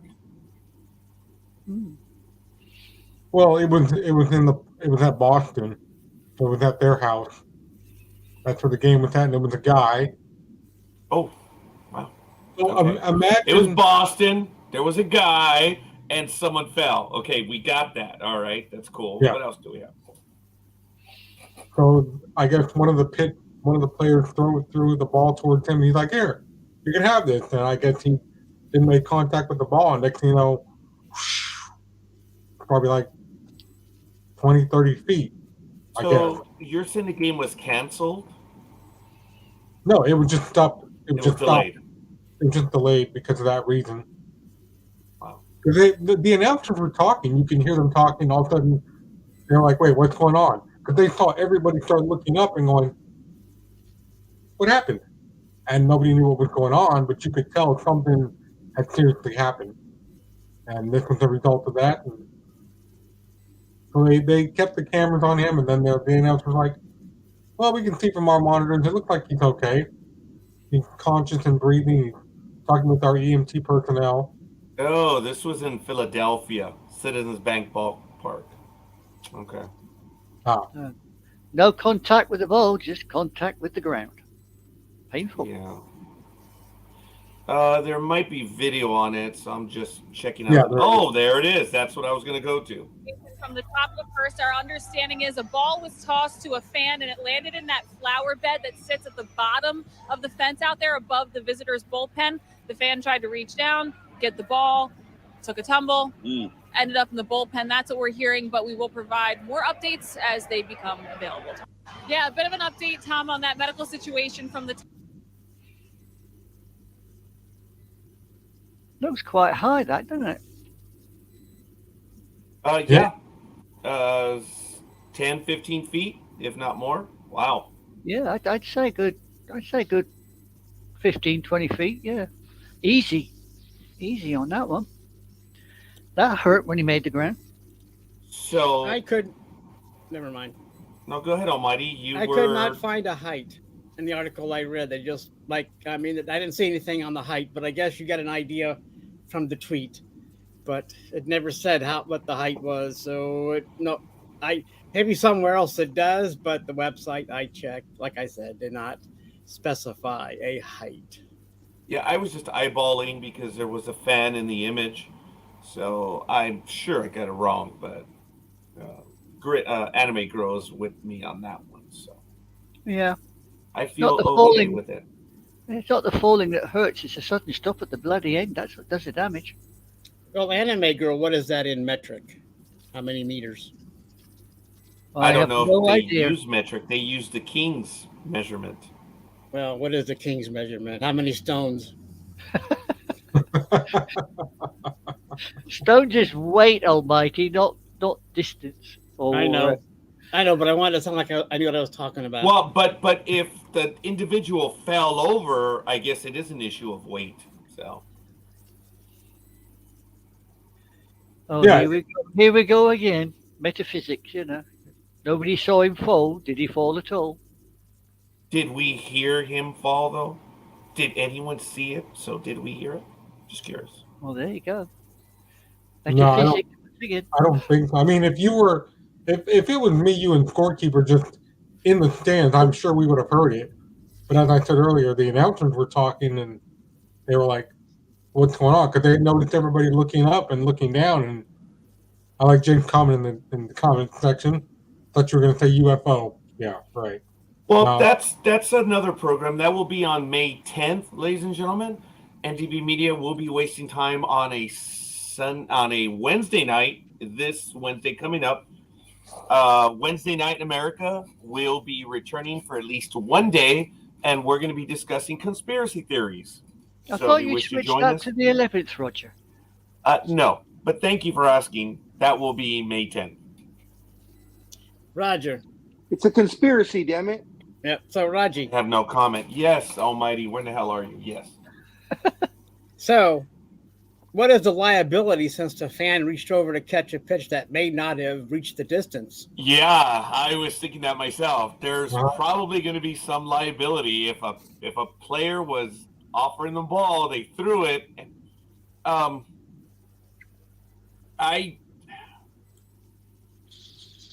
Look, Major League Baseball is obviously going to say there is no liability because I believe under the disclaimer, it is batted, pitched, thrown ball, which applies on many tickets. I haven't seen every ticket, but they're digital now, so I don't know what that means. There is a disclaimer on there that you have to watch out. You can get hurt, but this is different. The player was giving them a gift. I think there's going to be some liability. It is a public venue, so there are arcane rules. This is Philadelphia, the city of brotherly love. I don't pretend to know what that stuff is over there, but in the real world, What happened? What I missed? There. What I missed? Because when I left the car, we were talking about the person falling in Boston, and you're saying Philadelphia. So did someone else fall somewhere else? No, it No, we got the actually stadium was mixed up. Thanks to Speedy. The correct teams. It's Boston and Philadelphia, but it is at the Philadelphia. Oh, so they were in Philadelphia. Oh, okay, I get you. And Almighty did have an image that we were able to see from the report that they gave, and could be anywhere from 15 to 20 feet. We don't have the actual distance. I was eyeballing, and allegedly a player in the bullpen was throwing a ball up to the fan, and the fan fell. Tom, on that medical situation from the top of the first, our understanding is a ball was tossed to a fan and it landed in that flower bed that sits at the bottom of the fence out there above the visitor's bullpen. The fan tried to reach down, get the ball, took a tumble, ended up in the bullpen. That's what we're hearing, but we will provide more updates as they become available. Yeah. It's unfortunate. Well, they're probably gonna be, because we're in such a litigious society now. There's gonna be a lawsuit, but the thing is, like she said, though, it fell in the flower bed. So, by all accounts, the player would be like, "Oh shit, I just threw it short. Oh well." And if Big Dog, where have you been for 200 years? No, it's even more so litigious now. If I look at you wrong, they sue, So, I'm holding a sign that you don't agree with, I get sued. That's what I'm talking about. So I know, Big Dog, but it's always, I know what you're saying. I'm just busting your balls there, Big Dog. Unless you've been neutered. I don't know. No, definitely not. Wow, what a spot to come back in. Yeah. The ball fell in the flower bed, so I mean it was the choice of the fan to go after it. I mean, let's get Speedy's. I mean, let's get Dreem's thoughts on it. We're talking about the fan that fell 15 to 20 feet going after a ball. Yes. Yeah. Well, okay. Well, it turns out that I guess the outfielder tossed the ball to the fan, but it fell short, and evidently there's a little flower bed. Tom, on that medical over the situation railing. from the top of the first, our understanding is a ball was tossed to a fan and it landed in that flower bed that sits at the bottom of the fence out there above the visitor's bullpen. The fan tried to reach down, get the ball, took a tumble, ended up in the bullpen. That's what we're hearing, but we will provide more updates as they become available. There's video, so it would be interesting to see the events that took place. We just don't have video on that at the moment. It's probably out there. Someone has it. Everyone's recording at a sporting event. It seems like all the time now. So and it to me it just seems like, okay, they went for it, they missed it. Sorry, Dreem. You broke up big time. And you Yeah, remain he's broken gone. up. Yeah, he's frozen, I think. He's frozen in time. Oh dear.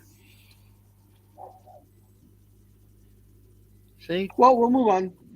Yeah. Yep. Go on then, big dog. Maybe On he you. fell in the French fry fryer. It's very Yeah, possible. So, Oh, that's right. We Almighty. forgot to ask him that. Yeah. Almighty, you would be up next, young man. What story do you want to get to now? He's busy. I'm not busy. All right, let's see. Where are we on this mess? He's like, I'm not busy. Sports Talk with the guys. Home of the Monday Morning Quarterbacks on Saturday. You said mess. Let's see. That's not it. It's okay. Here we go. I think this is. Also, is this what Jay wants to be clarified? Is this what he genuinely wants? The engineer, Los Angeles, California. Jay, tiny bit of clarity. I mean, I suffer from arrogance, but damn, I talk about you being a humble individual. Not you, Scorekeeper. So Did you ask? Did you ask where everybody hails from? Maybe that's why he's entering.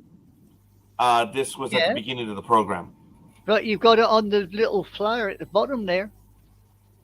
So maybe he's just answering you. True. Very true. That's been up for a little while. So I'm asking him. So Jay, take a moment, please, and let us know. Next. And Almighty, go on, your turn. Okay, my turn, huh? All right. I don't know what that means. Looks like Anime Girl has taken control of the bridge, so that's cool. I like it. Let's go to this one here. XNM SU basketball players say teammates. Here we go again. Teammates, whatever. Targeted coaches.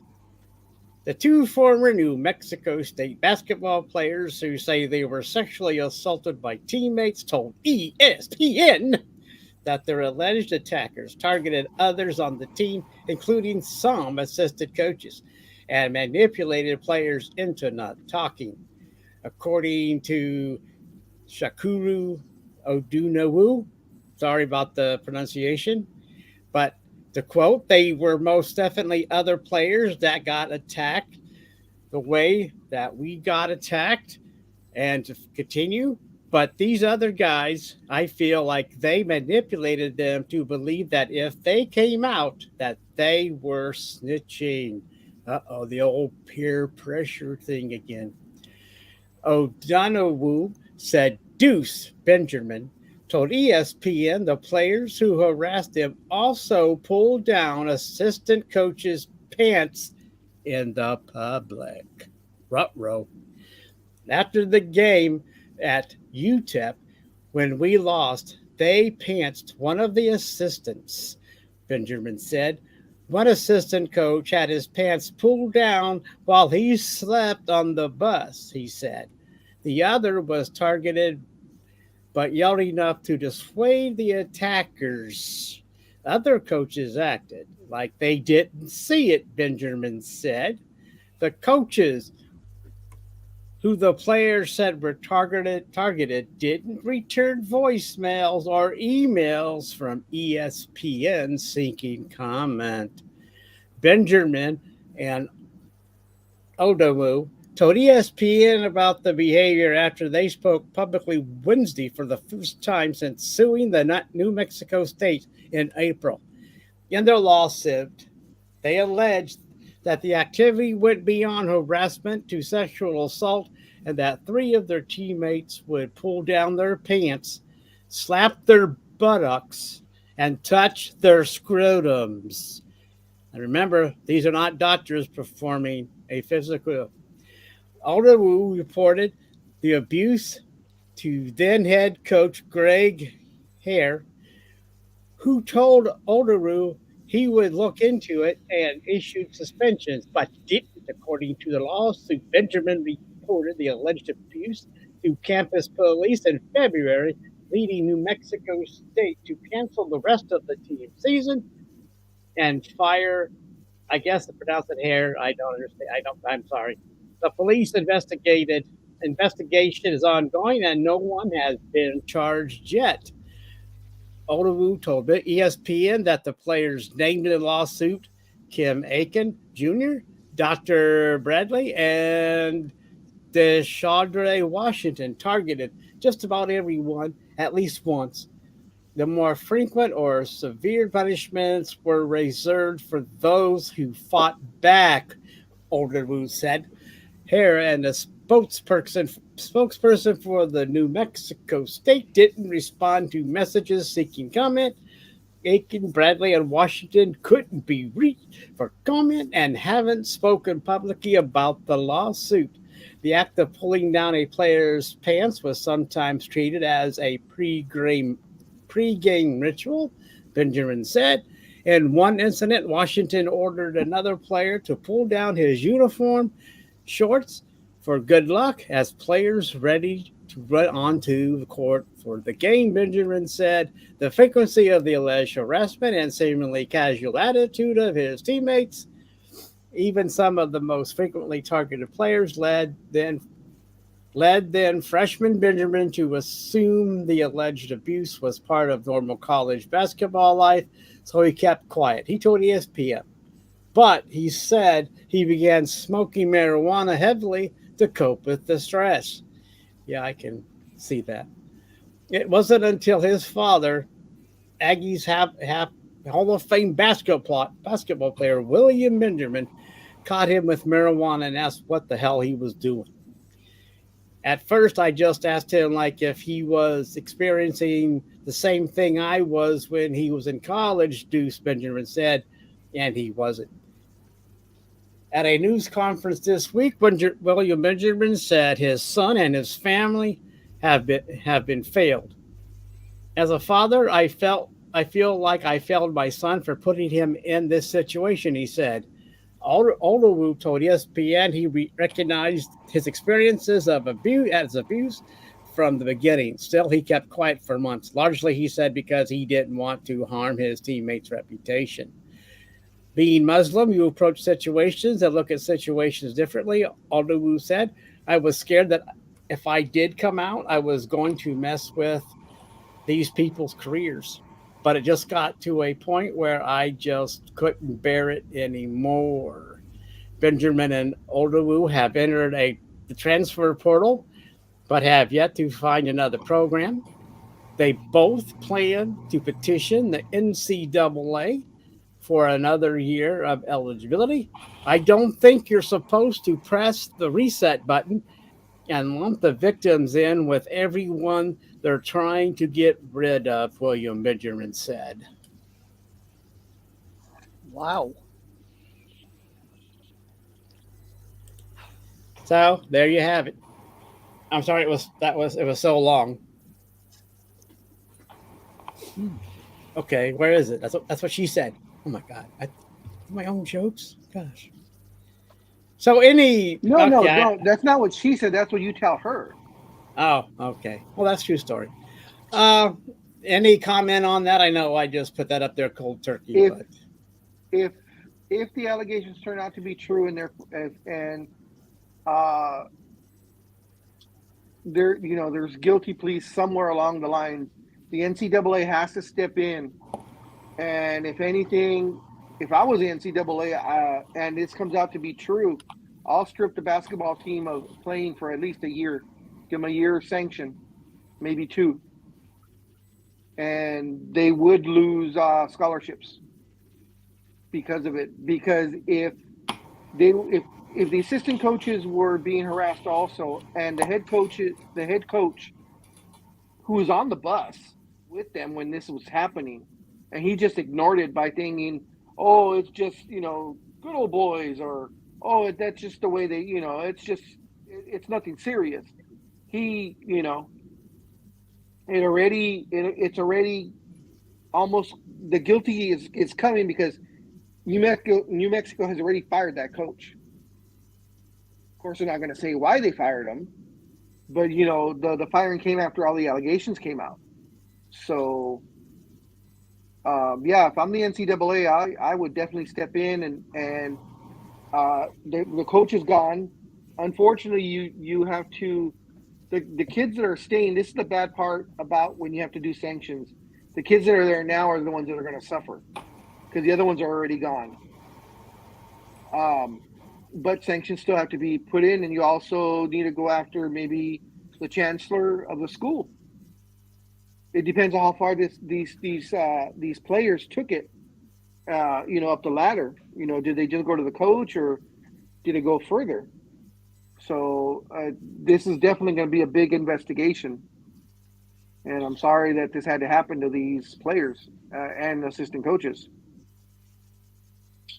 I mean, I know teams have some weird, rituals to go through, but that sounds a little bit off even to me. Yeah. Oh, yeah. I failed to add up 2 and 2 on that one. But in somebody's mind, it probably added up at the time. But what ritual includes touching a person's scrotum?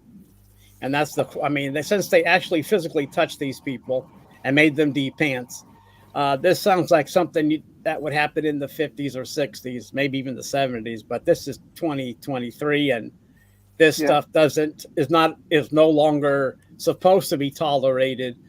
And anyway, so does anybody else? I mean, do you have any more on that, Big Dog? No, I don't. But what was the coach's name? I wanted to look him up real quick. What was the coach's name? H-E. Gosh, I could not pronounce his name. I'm sorry about that, Doggy. I could not. No problem. Doggy. H-E. Sorry, that was another bad. Sorry. Doggy, that's the new name right there. Doggy. Let's see. That's not the name I envisioned for him when I gave him the Big Dog years ago.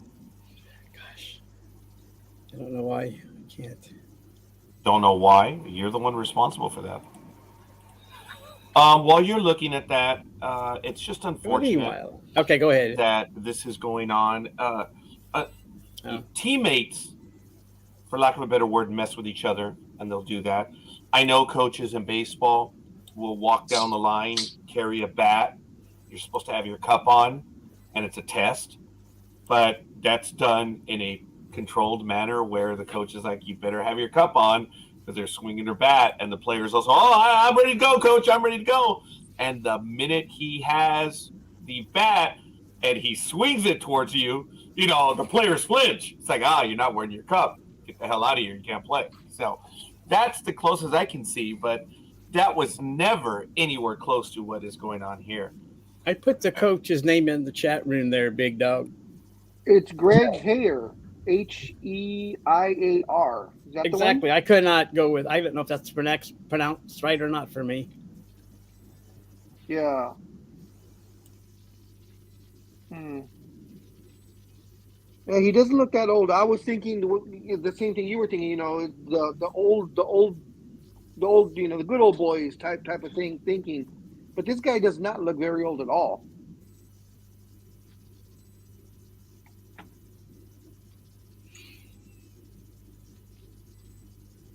You'd have thought with all this,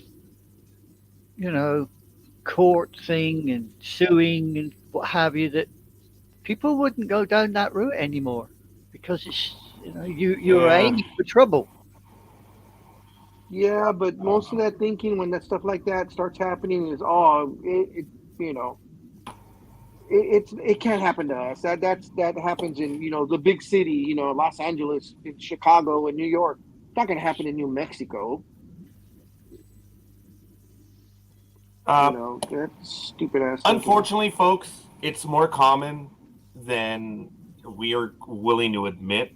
It's players, or every time we hear a report like this, it's only because it finally got out. Someone had it, they snapped, they tolerated. I was on a high school baseball team, and I was fortunate that nothing ever happened, thank goodness. But I've heard stories from other people who are on other teams, and then we read in the media. Unfortunately, it's a lot more common, and the players don't, in high school, I don't know about college, I'm thinking more high school, is that something is happening, and if you speak up, you're gone. You're off the team quicker than you can say, but wait a minute, it's wrong. So, unfortunately, a lot of stuff is tolerated by the players. And that we do know. And then you use the word snitch. If you snitch, it's a bad thing. And it's a sad mindset and situation that players have to go through. And oftentimes it's not just the coaches, it's the players themselves, the older players that mess with the younger players. Less so because it just doesn't happen as often. It's just a shame. And now that the accusations are out, this is good because it can be litigated and we ourselves can have a comment, but the reality is everyone is innocent until proven guilty. And I hope to God there's some sort of proof. Over here, the classification whistleblower, you now have legal protection. Yeah, whistleblower is generally a corporate or workplace thing. There are certain laws, but then back, I think it was in the last decade. Okay, now we're getting off topic, but whistleblower laws for managers and supervisors were drawn back. They were pulled back. So they don't have whistleblower protection. Line employees, workers, they still have whistleblower protection. It's really, it's a shame. He said whistleblower. I have some more information.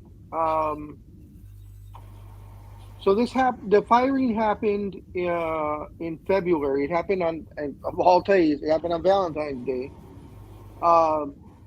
That the university announced that the Aggies game on Saturday, so that would have been like the 18th or 19th, at Cal Baptist had been canceled and the season had been suspended. It said the chancellor then shut down the program for the season after reviewing campus police report that cited 3 players for false imprisonment, harassment, and counts of criminal sexual contact against a teammate. Big Dog, could you repeat that, please? Did you say players? Yes, 3 players.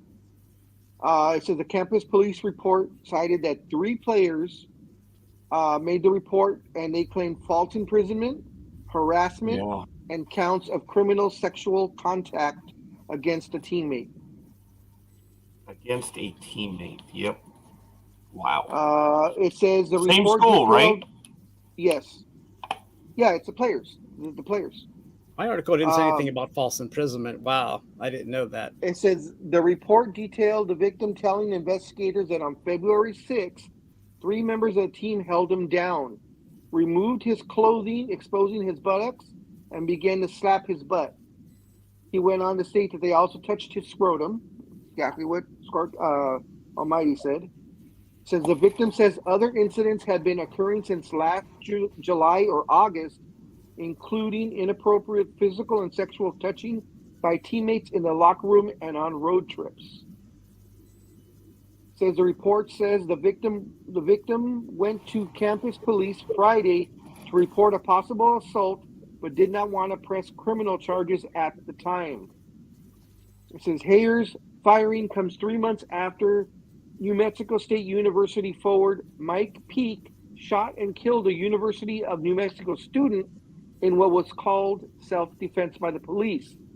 Both the school and the Albuquerque district attorney have launched separate investigations after coaches and staffers were found to be in possession of multiple pieces of potential evidence in the shooting, including the gun, right after the incident. And the coach Hayer, he was a first-year coach, so he had just been hired, and he is 47 years old. And he, excuse me, I want to re-clarify that. He was not fired. Hayer and his coaching staff have been placed on paid administrative leave. Oh, I see. So he's claiming plausible deniability then, you reckon? Yeah. Well, that's fairly standard where there's an accusation and it's the way it is, folks, in many places, that it's paid administrative leave. Look, if you have an accusation against you, you're going to be off, and you don't get paid. It's unfair. Accusations would destroy people. Just by making an accusation, the employee's off, not getting paid. It sucks because it works both ways, but it should be that way. But the investigation has to be prompt, and you have to have a determination quick. Yeah, because I was thinking just like you, Scorekeeper. This almost feels like high school because we as guys used to do that to each other in high school. Yeah, let me grab a towel. There. Yeah, but they weren't slapping each other in the locker room after a shower. They were physically going and pulling the person's pants down and slapping his ass and grabbing his excuse my crudeness, but grabbing his balls. Yes, Big Dog, you're right, but he said it sounded like. That's all. That's what we used Speedy, to do. Finish your thought. He's equating the sexual assault to playing around. Don't knock your head down like you don't like what I'm saying, Scorekeeper. Big Dog, did he finish his thought on that? Okay, fine. Speedy, you were trying to say that this sounds like high school when guys would do towels and stuff. What else? Yeah, and then the other guys were like, "Hey, let's do a prank. Just pull his pants down." But see, the thing with that is, we didn't have telephone cameras and all that in high school. Those weren't out yet. But teachers were like, "Hey, come on now, enough of that. Don't be doing that. Do that again, you're going to the office." You understand? And to your point too, when you were talking about earlier, well, there's two sides to every story. That would always be me. So you're saying they gave permission to be grabbed by the balls. And high school students, there has been, last year we went over a story where high school students did the same thing, and I don't know what happened, but they were also filing a lawsuit. So there is no two sides of the story where they get grabbed by the balls. There is no two sides. There's one side only. Okay, well, I don't know what you were talking about there. What do you mean? There's no two sides of getting grabbed by the balls. There's no he said, she said. If they got grabbed by the balls, then there's witnesses and there's things going on. There is no, well, it's boys being boys anymore. This is sexual harassment. So, I mean, I don't know what you're getting at with two sides of the story. I don't understand that either, Big Speedy. I don't want to bust your balls, but I don't know. I don't know. Maybe I'm wrong. Am I wrong, Speedy, that is there still, what are you saying that there are two sides to the story? Go ahead, Speedy. Maybe I'm missing something. And if I am, I will admit that I am wrong. No, because Scorekeeper was just saying that, sometimes people get things wrong, and they do because they were coming out with me. Well, you did this and you did that, and you're suspended. We're telling your parents. Like, well, you didn't listen to my side of the story. Why is it there only get one side of the story? You guys are going off on your own tangent. Well, we have proof and we have evidence. Because this is why I got sent to so many different schools because of crap like this. The last school I was at, before I got sent to my current school that I graduated from, the girl told the cops, well, he threw a big, giant rock at my friend Brandy. And, the school cops were like, well, let's go look. And they found no imprint, no nothing. And they told the principal, and the principal she decided to turn a blind eye. Well, no, he's still suspended. I'm like, so that's it. You're suspending me over proof you don't even have. Go ahead, call my parents. Tell them what happened. And in 2002, half the teachers lost their jobs because they didn't have proof for only hearing one side of the story. That's all I was saying, Almighty. Okay, I understand that. But you're not going to get comments because of, well, our legal team told us not to comment. So some of this may not come out until it reaches in the courtroom litigation. I know what you're saying, Speedy. So maybe when it does get to court, if it does, maybe things will come out, and that's where we'll see, unfortunately, the players that have spoken out. But like I understand what you're saying, Speedy. Unfortunately, none of this stuff is going to come out until it goes to court or whatever happens, and there may be a settlement with an NDA, which is possible too. And see, they're already trying to arrest those people.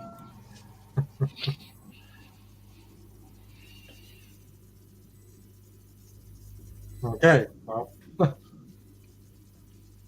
only someone He with muted himself so that we wouldn't hear the siren. I don't know if he was finished talking or not. Scorekeeper, what are your thoughts? Like I say, unfortunately, this is a story that I feel is rather common, and this is one that is actually hit. I hope they get the investigation done quickly. That's my thoughts were, if the individuals are on paid leave, okay, get the investigation done quickly, and I just hope there's proof either way that you know, if it happened, it's just it's bad, man. Now you may not have proof, but eyewitness testimony does mean a great deal. Especially if there's more than one eyewitness, and that carries a lot of weight. I mean, I don't care what anybody says. I mean, one individual, you may have a situation where you would say, well, is this individual telling the truth, or is it a case of he said and she said, or he said? But you've got more than one eyewitness. You've got 2 or 3 eyewitnesses all telling you the same story, the same line. It gets a little bit difficult to deny. Yes. Now that's the thing. I had a workplace situation as a shop steward where 3 employees came over to me and asked me if I would handle their case. And I'm not going to mention any names. I'm not going to mention when this happened, but they were telling me what was going on. They said the supervisor revealed themselves. And I'm like, what? And they said, yes, he exposed himself to us. And they were very descriptive. And I said, wait a minute, you all saw this? And all 3 of them nodded. I said, why the hell are you talking to me? All 3 of you saw it? You have to tell management right away. And the thing about witness testimony, and in this case, thank God I didn't take this case, because when they gave their testimony, all 3 were all over the place. So it didn't happen. They all allegedly saw the same thing, and yet in the telling of their statements, they weren't close. So if there are 3, you know, hopefully there's more witnesses and they can tell the story. And it doesn't have to be accurate, folks, because I'm sorry? No, I was going to say, I'm thinking 5, because they said 3 players, and I thought Almighty had said in his report that it was 1 or 2 assistant coaches also. So 3 players went forward already to the campus police, and they're saying that it's either 1 or 2 assistants also that were harassed. That's 4 to 5 people right there, and that's just scratching the surface. It said that the assistant coaches were depantsed. Quick thing here, high ice, but Big Dog and I have been around long enough to know that we're not going to say your full name. Oh, yeah. Mm-hmm. Thank you, though. Thanks for playing. So... Who is Ice anyway? Do we all know? Just someone that popped in the show. Yeah, and that's why I said we did our bit. We did our bit. We're done. Yeah. So it's all good. Read it carefully. Anime Grown. When you do, you'll see. It's one of those little jokes. So if there's 5 witnesses, thank you, Big Dog. And they went to the police, folks. This isn't an internal. This is a serious thing. So I just hope it's. I don't want to say litigated quickly. I hope they can get it resolved fast. Well, it's been, I think, 2.5 months. So we'll see if anything else has happened since then. I tried to search for an update, but I haven't seen an update.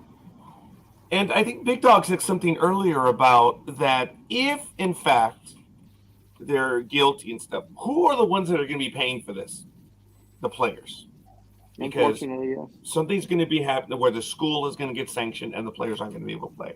So it just remains to be. Yeah, and just on that point on its own, that the sanctions that might be coming, that's like when Reggie Bush got stripped of his Heisman Trophy, because he was taking money, so on and so forth, and he had already been out of SC for what 5, 7, 8 years, whatever, however many years it's been.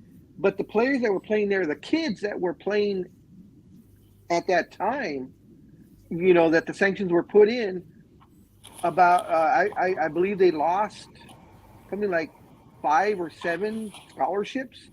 So 5 to 7 of those kids, had their dreams taken away because of something that happened years before that they had absolutely nothing to do with. But NCAA has to put sanctions on the team, even though it was found out years later. But the current team is the one that suffers, unfortunately. The only thing I would say to that is I thought it was a lot closer. It was obvious that he was out when everything was discovered, but it was a lot sooner. I think over the years USC paid big time, but Big Dog is correct in the thing that it's like who suffers. And in the case of this football player, I thought it was really a lot closer. Pete Carroll left as that thing was going down, and I understand. Yeah, he left before it hit the fan, and that's one of the reasons why I hate him so much, or dislike him so much. And but when let's put it this way, maybe it was closer to when he left, but that group of that team that Reggie Bush was on had already graduated and left when the sanctions were imposed. So it was a whole new set of kids that had absolutely nothing to do with it. And they were, as I said, it's sad that the someone that has nothing to do with it has to pay the price. But, you can't not sanction them either, so. All right, fair enough. I did get a message from Almighty that he's going to take a moment, should be back. Let me go ahead and interrupt, ladies and gentlemen. We're now entering the third hour here on Sports Talk with the Guys, home of the Monday Morning Quarterbacks on Saturday. It is May 5th, or I'm sorry, that was Cinco de Mayo yesterday. Today's May 6th, 2023. It's a glorious morning. The Kentucky Derby, the 149th race in the Kentucky Derby is today. We'll get to that in a little bit. But that's Almighty, that's Speedy over there, Anime Girl, and Big Dog. If you want to continue with this story, we can finish it up. Or wow, hands flying everywhere. So Almighty, did you complete your escort confirmation? You okay now? Quiet. Yeah, I just get off camera for a while. No, I'm I all right. know. I'm all right. But but I did confirm that, and okay, good. I'm glad. I mean, I got how many? I got my STD testing done, so I'm fine. He had a 2-for-1 coupon, Scorekeeper, so he invoked that. So he's getting a 2-for.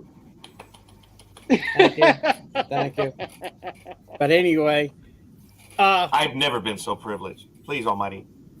But anyway, I'm done with the story. I just brought it to your attention to see what everybody thought, because another one of those stupid things going on in sports that shouldn't still be happening in 2023. I mean, how is this still happening, man? It's just unbelievable. Bullies are bullies. They have that mentality that especially if they're a star player or an upper tier player, that they feel they're untouchable because they're they're one of the stars.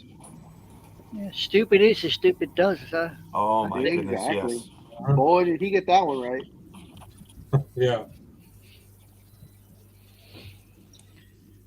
Okay. Plus I don't want to interrupt Speedy anymore, so I mute myself so I don't interrupt Speedy, so he gets then a full sentence. Oh, Okay. Thank you. Wow. Okay. Yeah, I guess I have to do the same thing too. So, all right. Thank you for that, Almighty Anime Girl. Did you have a story you wanted to get to? No, not at this time. I will forego that wonderful experience. Okay. Going again, round robin. I believe Big Dog would be next. Do you have a story you want to get to? I No, think- I talked at length about basketball with Dream, so Okay. I will. Hey. Don't be a dick, Big Dog. We were all here for your conversation with Dream. Come on. Don't be that way. Okay. We were all here for it. So it was good. Speedy, you have a story you want to get to? Speedy, Yeah. do you want to go over what's going on tonight, or do you want to put that on hold for now? We'll put that on hold for now. All right, let's do go it. for it, Speedy. I'll mute myself, so I will let you get in your word. Wow, Big Dog's head just got big for a second there. I don't know what happened. But he's That's big. why it's called Big Dog. Yeah, come on, man. Okay, Oh. we're gonna have a quick Up. show and tell. Hold on, Speedy. Put it up. Oh, Oh, Almighty, get over here. oh, it's the Joker. Cool. Is that one of the players from the story we were just talking about? Yeah. Oh, okay. Dog is quite skilled at getting breaking news information, so I don't know. I felt that This I was had asked that. this was a 15-minute sketch or 15-minute painting. Actually, this is painted Nice. on a 9x12. I love the eyes. So cool, says Jay. So, knowing that, Almighty, get back, Almighty. When does your program debut for the Better Call Saul season 6 rewatch? Is it tomorrow? Yes, it is. At what is that? I don't know. It's 3:00 your time. Is the episode programmed? Yes. Coolio. All right. So there you go, folks. There's we have quite a bit of Sunday stuff that we're gonna get to. So thank you.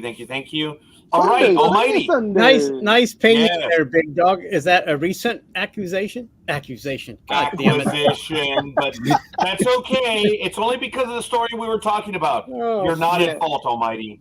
You lived this. He Yes. lost his front teeth. That's all. Yeah. It exudes, Almighty. We get that. Please, Big Dog. Yes, this is a recent Acquisition. accusation. Yes, I recently acquired this. It's actually been about a week and a half to 2 weeks because since it's painted, of course, he has to wait for it to dry, and then he puts. I asked since it was black paper. Usually he doesn't do it for the paper since it's thinner, but I asked for a very light coating of varnish on it to keep the shine, and it keeps the colors over time. So he did a very light varnish. But so he paints it, waits 1 to 2 days for the paint to dry, and then applies varnish if he can. He does, especially does it for the canvases, and then that takes another couple of days to dry, and then he packages and sends it. But he wants to make sure it's completely dry, so that when you're unpacking it, it doesn't stick to the plastic or whatever he's wrapped it in, which happened once. So Is that the same guy that you got the other ones from? yes.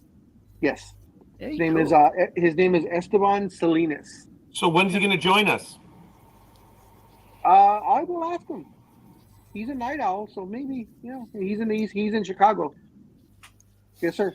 On a related note, as far as I know, the next Comics 101 will Oh, be on June 6th at 6:00 Pacific time. Everybody, Six, you figure it out. You figure it out yourselves, but there's a well, reason. okay, wait. That's on a Tuesday, correct? June 6th? Yes. I thought we spoke. it's- I thought we spoke about it. If it's not cool, then it's not cool. But No, Big Dog that's and I awesome. mentioned it. Yeah. I have to go ahead and put it on calendar. That's all, folks. It's just, it's- I'm terribly excited, folks. There's a lot of material on this network again, and I'm just like, oh crap, got to make sure I get it in there. So absolutely awesome. That so program it's- you're on about, Almighty. That's What's that? Monday the 8th. The program you were on about previously. That's this Monday the 8th. That it's on? No, it's tomorrow Tomorrow. at Oh, 3 cool. p.m. Well, did you Better Call say- Saul is tomorrow, but there is a program on the 8th. You are correct, Anime Girl. Okay. Okay. I don't know. No, Scorekeeper just looks. trying to work out the timings for over here, if I could catch it or not. That was all. You're saying May 8th? Isn't there a program on Monday there? Yes, there is. Why don't you go over that real quick, Scorekeeper, since we're here? All right. Speedy, we'll get to you in a moment. I'm sorry. I'll go over the schedule real quick again. And I'll have the page set up, so I'll be ready to go for Speedy. So here we go. Let me go over to the screen. We're going to get to it right now. Do the sound for the moment. Here's the schedule, folks. Upcoming tomorrow, Cosmo K is going to be on at 3 p.m. Pacific time. I'm sorry, no, 12 p.m. Pacific time tomorrow. And then at 3 p.m. debuts the new program, the season 6 rewatch of oh my goodness, what's the name of the program? Better Call Saul? Better Call Saul. Rewatch, yes. On May 8th, Samantha Glassner, the Arc, joins us at 6 p.m. Pacific time. On the 21st, Christy Burke joins us at 11 a.m. Pacific time. Donia Cash joins us on the 22nd at 6 p.m. Pacific time. Ben Emanuel from Have Hope, Yo, Travelers, Eureka, Continuum, and Kingdom Hospital will join us on the holiday Monday at 6 p.m. Pacific time on May 29th. And then upcoming guests, we're negotiating dates. Evan English of Enterprise, Jelena Moore and Stephen William Moore, Naledi Murray of Sweet Tooth, also, and Skyla Elise. Actually, that one has been confirmed. I did talk about that earlier, so that guest is also confirmed. So a lot of stuff going on the network as well as the regular programs. So thank you. We're good. Let me know. Speedy, get to it, buddy. Well, if you would so kindly start with that video I sent you. Okay, we'll go ahead and do that right now. Here we go. Check it out. And boom.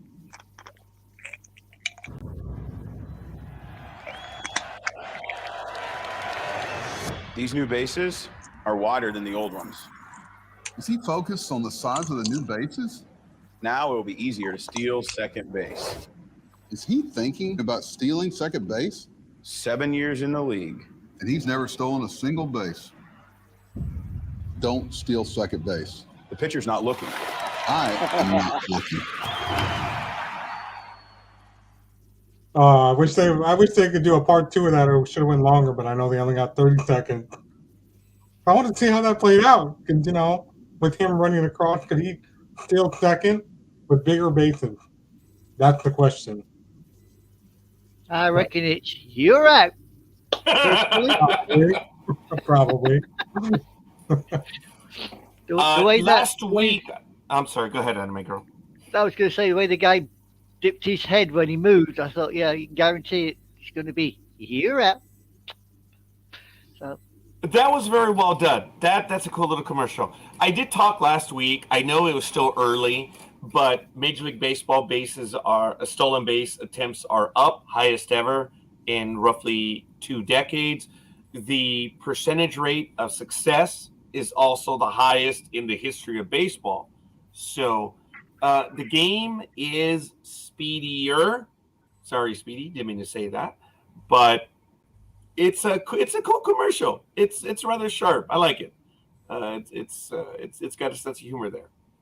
So, Speedy, in the baseball that's been going on, have you been watching? I have. I am not catching a game a day, but I am watching the replays on a lot of games, and there's a lot of stolen bases. A lot of stuff is going on. Well, did you know, thanks to the Zach Hampel YouTube channel, that in Japan, security does not allow fans to keep batted balls during batting practice. But if a player throws you the ball, that's cool, you get to keep it. But if they didn't intend for a play to turn into a home run, Japan security will walk over and nod and expect you to hand the ball over to them for the game. I guess Japan doesn't recycle their balls or buy extras like we do here in the States. So, but yeah, it was funny because in the video that Zach Campbell posted last year, he's like, how about a trade? I have an American baseball for this one. And the security guard was like, no, With the one that just became a home run. That's what I need. Sorry, no trade. He's like, oh okay. I was I'm genuinely. so, Go ahead, Animaker. I'm so glad my camera was off at that point when Speedy started talking about recycling and his bowls. I couldn't hold it in. I'm sorry. I'm sorry. My mind went elsewhere. In Japan, it is well understood. Well, first of all, Japanese culture, if you've ever seen anything, read about it, it's quite a bit different from us. In Major League Baseball, there are no subtle differences. There are significant differences between baseball in Japan as versus the United States stuff. One of the things is you do return the baseballs, and during the games, it's just understood you're going to do it, and fans know that.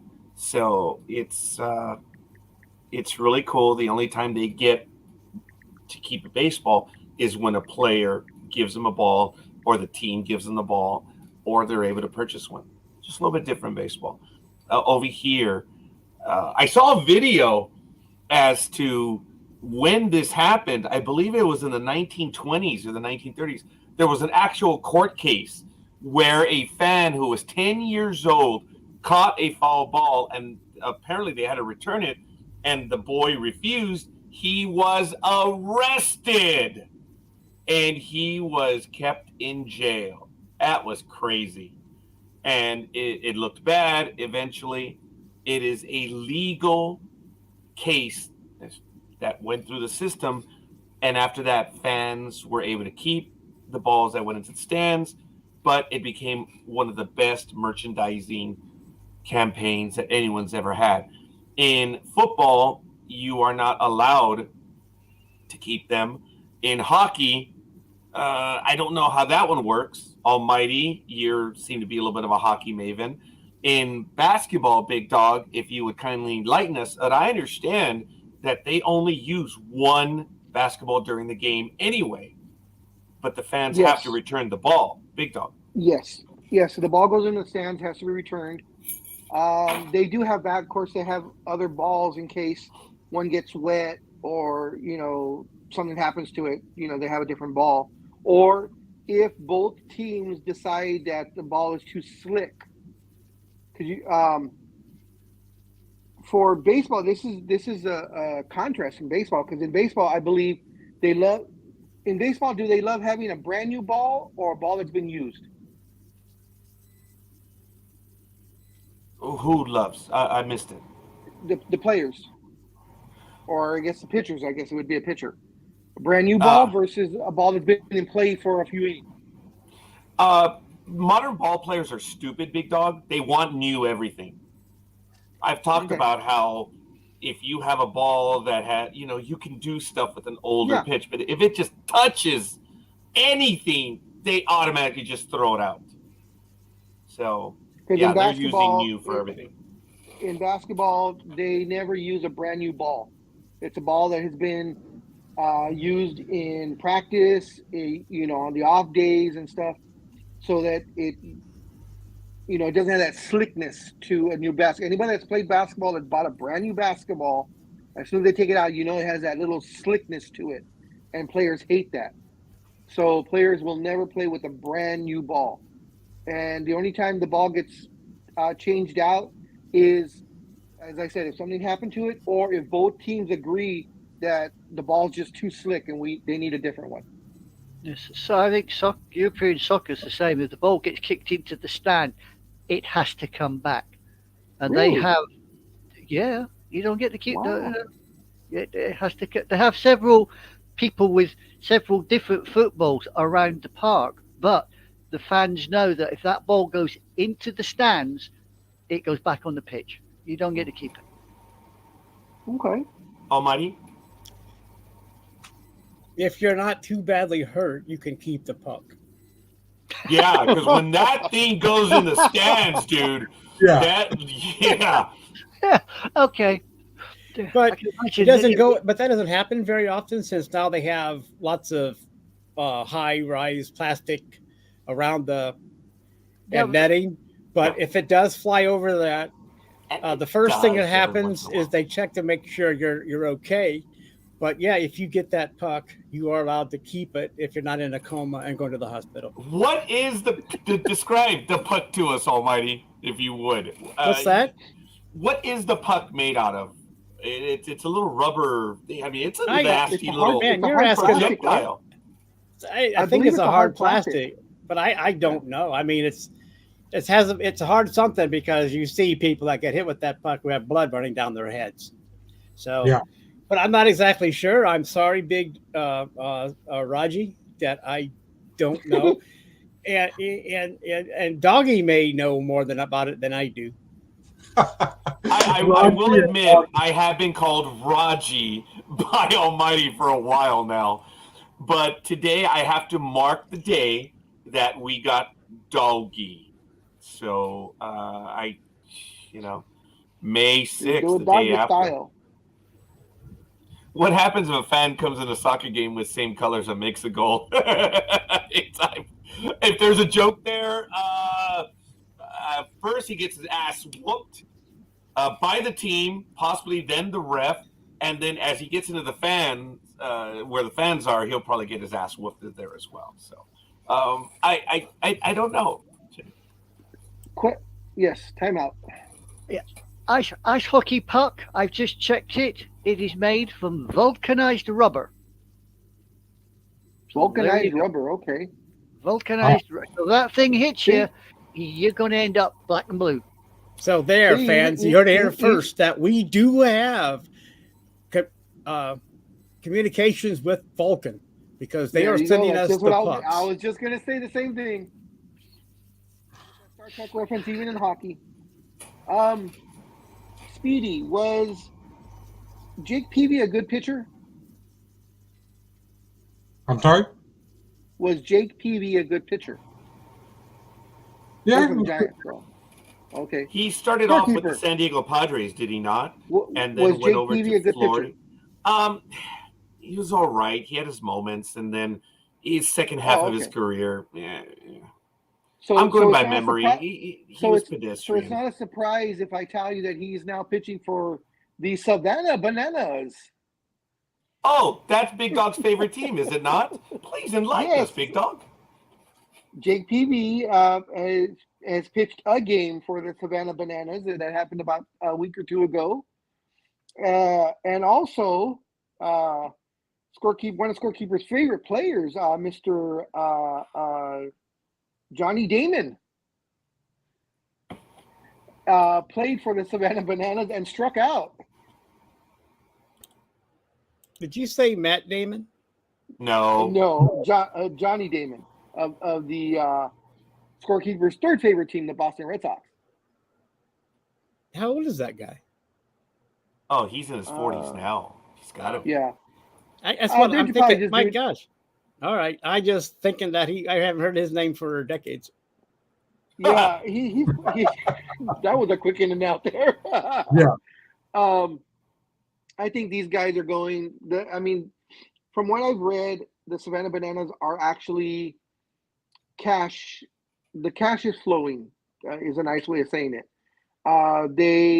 It's a husband and wife couple, and they put all their life savings into this team. They bought the team. The team was doing badly as far as attendance, and they changed it to the style that they have now, which is, the fun-loving, clowning, barely baseball type of play. And the fans in Savannah, I guess, love it. So they have now had a sellout. I believe they've had the team for like 4 years. And I believe the last year and a half to 2 years or seasons, they've had complete sellouts where there's actually standing room only tickets being sold. So I'm pretty sure they're getting these guys like PV and Damon, and there were a couple of other guys I saw listed that have made guest appearances for the Savannah Bananas. Gomes, Bynes, and a couple other players. So I think they're doing some one-offs, paying these guys, a decent amount to come and bring even more fans in. So I started following them on Instagram, and I guess now they're going on the road. So, but I don't believe they come out this far. I'm not sure what league they're actually in. It's got to be an independent league. Wouldn't you think, Scorekeeper? Yes, they are. Scorekeeper does not like the Savannah Bananas. No, not at all.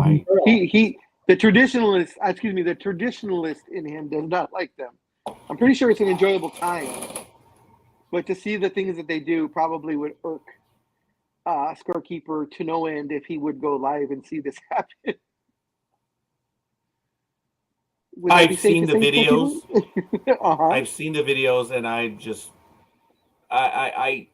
I'm grateful that the big dog made clear to me that this is a family endeavor and it's entertainment. Because no, I see what they're like. Hey, fuck, and lots of other stuff and lots of violations. But Big Dog has talked about this in the past, at least once or twice. And it's a feel-good story because it's working. And, folks, if it's entertaining the fans, who gives an F? That's important. You know what you're going to get, and it's kind of cool. Didn't you and I equate it maybe almost like the Harlem Globetrotters or something like that? Yes. Yeah. Folks, if it's fun, who gives a rat's ass? It's good stuff. It's just that wouldn't necessarily be my cup of tea. Sorry, anime girl.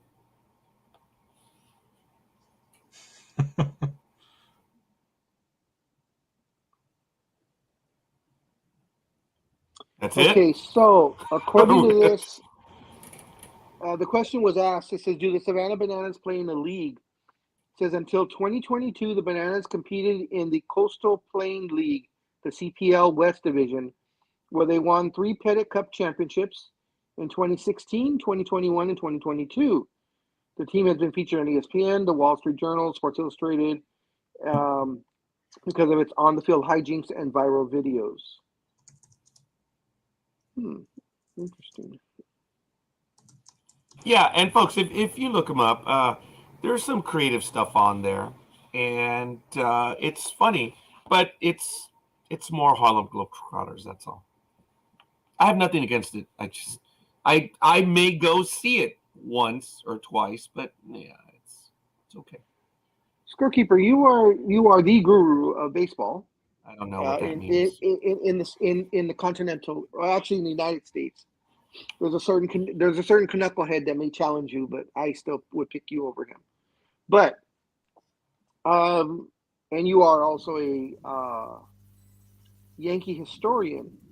Can you enlighten me on the idea? I just came across this. I don't know if you know about it or not, but a female pitcher by the name of Jackie Mitchell that struck out Babe Ruth and Lou Gehrig. Yeah. What's the story on this? That was in the late 20s when it happened, Big Dog. Okay. I don't remember more than that, but yeah, she was a young girl, and 17, she could bring it. Says. Yeah, yeah. Sorry, I thought she was in her 20s. I didn't remember that. But do you have the article on that, or why are they bringing that up right now? Well, no, it just when I was scrolling through about the Savannah Bananas, this particular question came up. It says, what female pitcher struck out the Babe? And it talked about this. 17-year-old. Yeah. Yeah, she took the mound against the Yankees, striking out Babe Ruth and Lou Gehrig before walking Tony Lazzeri. Says Mitchell placed her name in the record books with the strikeouts, but also became part of an ongoing debate and mystery regarding the circumstances of surrounding the game. So, that I recall, it was not a major league game, but yeah, of course. Yeah, that it was either preseason or an exhibition, but I think it was spring baseball when it happened. Yeah, and so there was some stuff on there that they didn't know who she was at first. See, that was the thing, that there's a little bit of history on that where she was able to get on there, and the guys would never have faced a female. Just, well, we're not going to do this. So do you think maybe she dressed up and posed as a guy? As I understand, yes. As I understand it, yes. Oh, okay. And then when she revealed who she was, it was like, wow, Hey, neat. Not going to happen. You never know, Scorekeeper. You never know. About what? I did not see the impression that you had for the. Female players on a baseball team. You never I know. have no issue. I brook no issue with it. I think that would be rather cool. There are women that are better ball players today. It's just, folks, the difference, and these gentlemen will argue with me on this, but most women that are good at something do not have the upper body strength because the female body is designed a little bit differently. But when they get that upper body strength, they're just as good, if not better, than some males at it. It's the reason why some people can throw a 98-mile-an-hour fastball and some people can only throw a .98-mile-an-hour fastball. It just is. It just is. And there are women that can do it. Yeah. Yeah, I will not disagree with you on that because yesterday came from my Facebook memories when I was with my cousin in Modesto, California, where she's like, would you like to go with me? Because my other friend's backed out. I'm like, where are we going? She's like, I got free tickets to a women's football league right here in the city. I'm like, okay, let's go. And you should see not guys tackling each other, but women actually beating the crap out of each other over a football. So it was interesting. It was really cool. So, Yeah, we were privileged to call some games in the early part of the last decade for the California Quake, a women's football team here in Southern California. And I was privileged enough to travel to a few of their playoff games, one being in Portland, or versus Portland, which was played across the river in Washington. So go figure. California Quake visiting the Portland Breakers, I think it was, or the Blaze, and played in Portland, but in reality it was in Washington. Stayed over, which was kind of cool. So it was good. It was fun. Some exciting stuff. yeah. I know they always say that you should never play mixed hockey, male against female. They Why is say, that? well, apparently the females have the upper hand because they can get quite, shall we say, physical with the sticks, and a lot of men may be singing soprano when they finish the game. Interesting. Now, folks, here's where it's going to get real. Oh, here we go. Go ahead, Almighty, please. You're shaking your head on that one, baby. Not ice hockey, not ice hockey. Shaking that noggin. Come on. I've seen women play hockey, and they're very aggressive, but even men can use those sticks to help them be on the Sopranos. And I don't know. Maybe I don't know. I think they could. I'm not saying they couldn't. Have we ever seen a females try to play with the men up in Canada? Yeah, up in Canada, Canada, where the grizzly bears roam and the Mounties mount. I don't know, but anyway, I don't know. I would like to see some females try to play with the men in hockey to see how well they do. I know that I've only seen them play in the Olympics, and they seem to be very, very aggressive when they play. But I don't know how that transfers. I don't know how that transfers to men unless they have happened to play against men to see how well they do. So I'm not against it. I just would like to see. I don't know if there's any. If they played with the men, I would like to know how well they've done. True. I don't know if they played against blokes. Well, I've seen a few, shall we say, inter-service matches where females have played against males, and they haven't done that well because basically the guys will use, as Roger says, the upper body strength. They'll body check and send them for six. But when it comes to the actual skill with the hockey stick, I think a lot of females have a lot more going for them because they seem a bit more adept with the wrist and the hands to be able to hook. Yeah. You know. Well, that's true because with the men, their wrists may be a little worn out from certain things, but don't go there. But I'm not talking about females Speedy? against men. Speedy, do you know I'm what they're talking about talking mixed. I'm talking about letting women play alongside men, not Yeah. women versus Yeah. not the sexes versus the sexes, just where Yeah. they can get on the ice and keep. So I don't know. I don't know if it's happened. I don't know. I would like to see it just to see how well they do. I would think it would be interesting because if you used the guys, say, at the back as defence and used the women who are lighter and faster at the front, I think that would prove rather interesting. What do you think? I would just like to see it if it ever happens. I mean, the only place I could see it going on would be Canada, where that's the king of hockey. Yeah. What do you think, Roger? In a generic sense, I could see women play baseball much quicker than any other sport. I think there are women that can play right now, but look, it's going to come down to the best talent that you're going to have anyways. Of course, you'll have them play. Now, folks, and this is okay. I'll leave it at that. The other comments?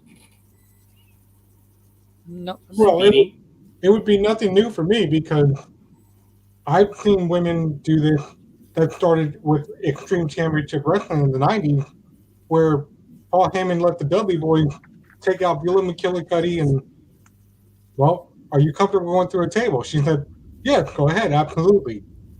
Not really knowing that she would get injured that same summer. But yeah, I've been to, and it's funny that we're talking about this because last night while watching SmackDown, I was scrolling through my phone and my phone goes, hey, you forgot to upload this one video? It was from the women's wrestling show last month in Santa Clara. And I'm like, I thought I lost the video. So I've got to put that on that album page sometime today. But, pretty soon I've got things to do and places to go, especially Free Comic Book Day. I know Big Dog's trying to head out too, and I would spend all day going, can I get this one for free? Can I get that one for free? No, probably like, I don't need no comic. Really? I don't know. Why are you going? You will have a limit probably at each shop what you can acquire.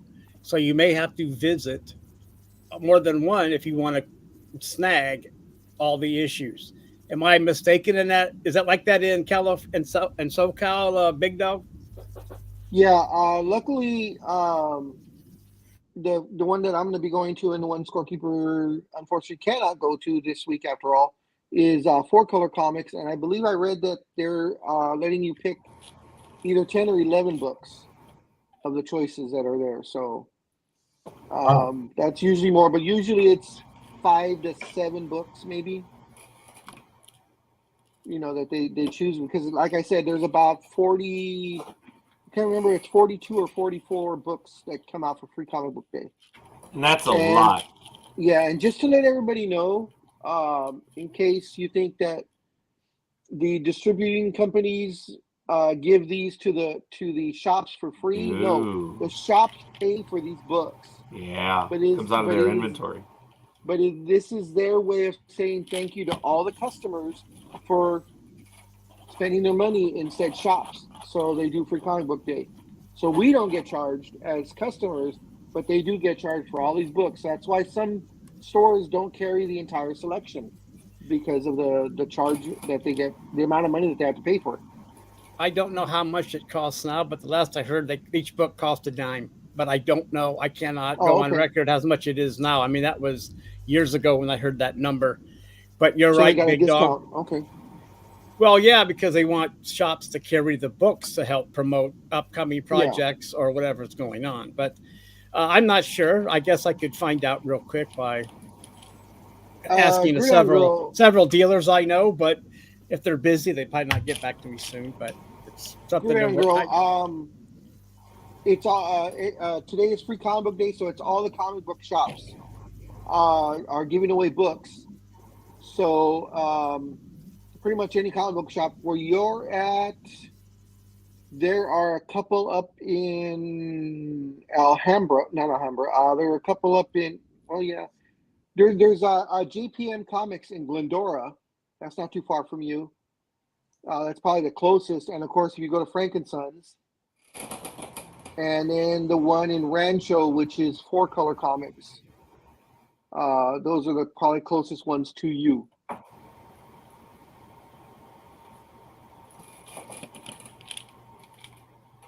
Speedy probably has to go up to Haywood or something. No, I'm gonna. There's a comic book place down the street next door to GameStop.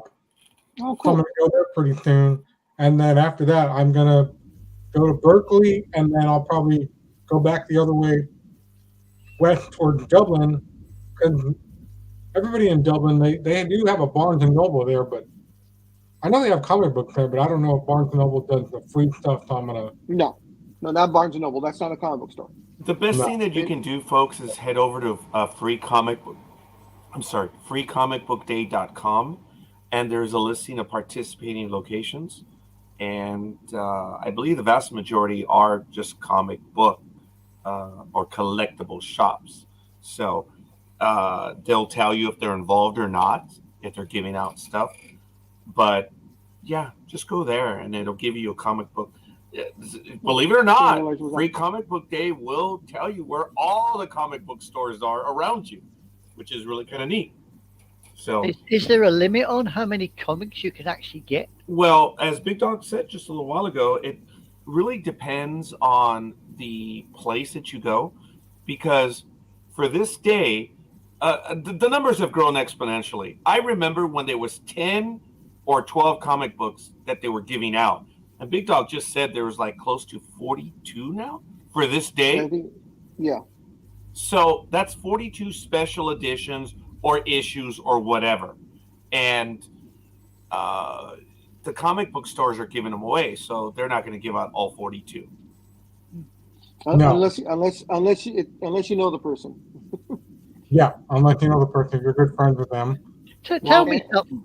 Yes. These comic shops, do they do the same over in the States as some of the shops do in Japan, which is they make up what they call lucky bags with different monetary values on, and you just pay whatever is on the bag, and then you take your chance of what's actually inside it. Does that happen in the States? I've never heard anywhere else doing it. Some places do that, but that's more at conventions. If you go to a comic book convention, there's usually someone, and over here what they call them, they just call them grab bags or mystery bags. Yeah. And you pay X amount of money for it, and they say it's let's say you pay $20 for the bag, and they say the value of what's in the bag should be $30 or more. And then they usually have like one high-end comic that may be worth $75 to $100, but there's only one of those in, let's say 100 different bags. So you don't know if you're going to get it or not, but you open it up and you see what you get. Yeah. When my kids were smaller, there was we would go to San Diego, and God, they drained me. There was a lady that had a table, but her table was jewelry and such. And my kids were small. They were like 12, 10, and 7, 13, 10, and 7, actually. And she had grab bags, and it was for $5. You open it up, and there was like little bracelets and earrings and necklaces, cheap crap. But the kids, of course, kids love it. They kept, Dad, give me $5. Dad, give me $5. I was just like, oh. But they knew, because I gave, when they were small and we would go, my 3 daughters and myself, I had a comic book backing board, and I'd have each of their names on top of the backing board. And I gave them, I think it was $100 a person, each child. So each kid got $100, but I handled the money. So they had to come to me to tell me what they wanted to buy, because the 7-year-old's gonna, want to buy everything under the sun. So I had to explain to her, no, you see it here, but you look around. This San Diego literally takes a day to a day and a half to walk completely down each and every aisle. So I would tell them, okay, you see it here, there's gonna be at least 2 or 3 more people selling the same thing, maybe cheaper. So you wait. So they would have their values, and if I would give them money or buy them whatever they wanted, I would subtract. And then at the end of the day, I would say, okay, well, you have, $85 left. Oh, but you only have 75. And the third daughter would be like, oh, you still have 100, because she always waited till the last day, because she knew Sundays was bargain day. Smart kid. Smart And kid. and then she would go and buy everything for even cheaper than what they were offering. Jeez. I missed out a lot when I was growing up. Yeah, it's fun. I never went to anything like that. I think the most I Well, ever yeah. went to was a model train show or toy, what they call a toy fair. I occasionally Yep. went to one of them, but that's about all I ever went to. Well, the train fair, that would probably get Scorekeeper's attention. Yeah, I already have And- some schedule that I'm going to be attending. In but- 2019, it cost between 10 and 15 cents. Okay. In 2020, stores had to buy in at $60 plus shipping to get all the stuff that they needed. So Oh, that's not I bad. can, well, I still can't find up to date. So I don't know what it Mhm. is in this time. I don't know what it is in 23. I'm sorry, but that's the last I could find. It's good to know though that the publishers are giving them a break also, because for those who don't know, usually the comic shop owner pays, I believe it's 35% of whatever the cover is, or 45% of whatever the cover is for each book. So if it's a $10 book, then they pay $4.50 to get it, and of course they keep the rest, when it sells. But it's good to know though that the publishers are giving the comic shop owners a break on Free Comic Book Day, so that it's not too much of a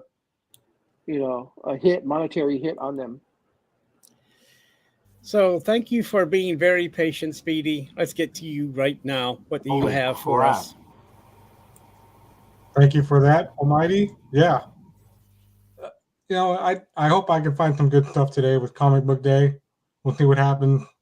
I'm going to be sure to check out the website that Scorekeeper posted too. I will do that immediately after the show.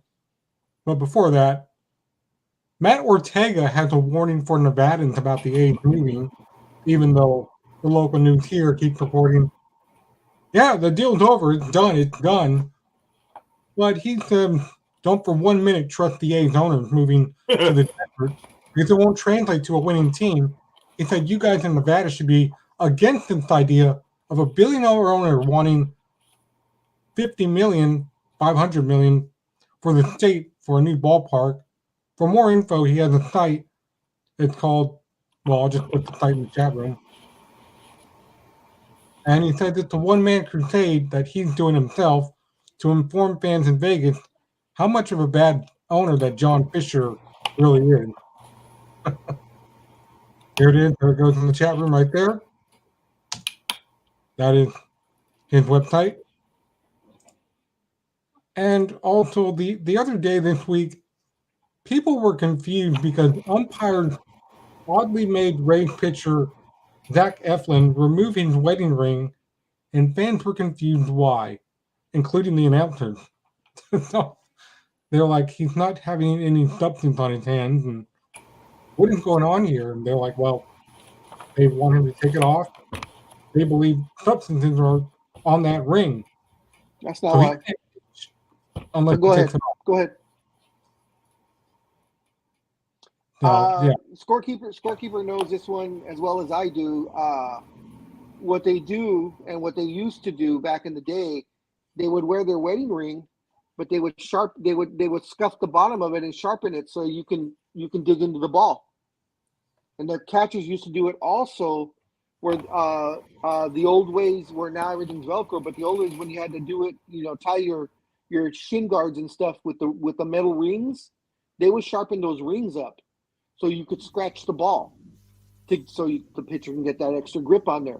So I don't know who noticed it first. I don't know if Scorekeeper even thought about this, but as soon as you said they made him take his ring off, I'm like, oh, they thought he was sharp. He had something on the ring to be able to dig into the ball.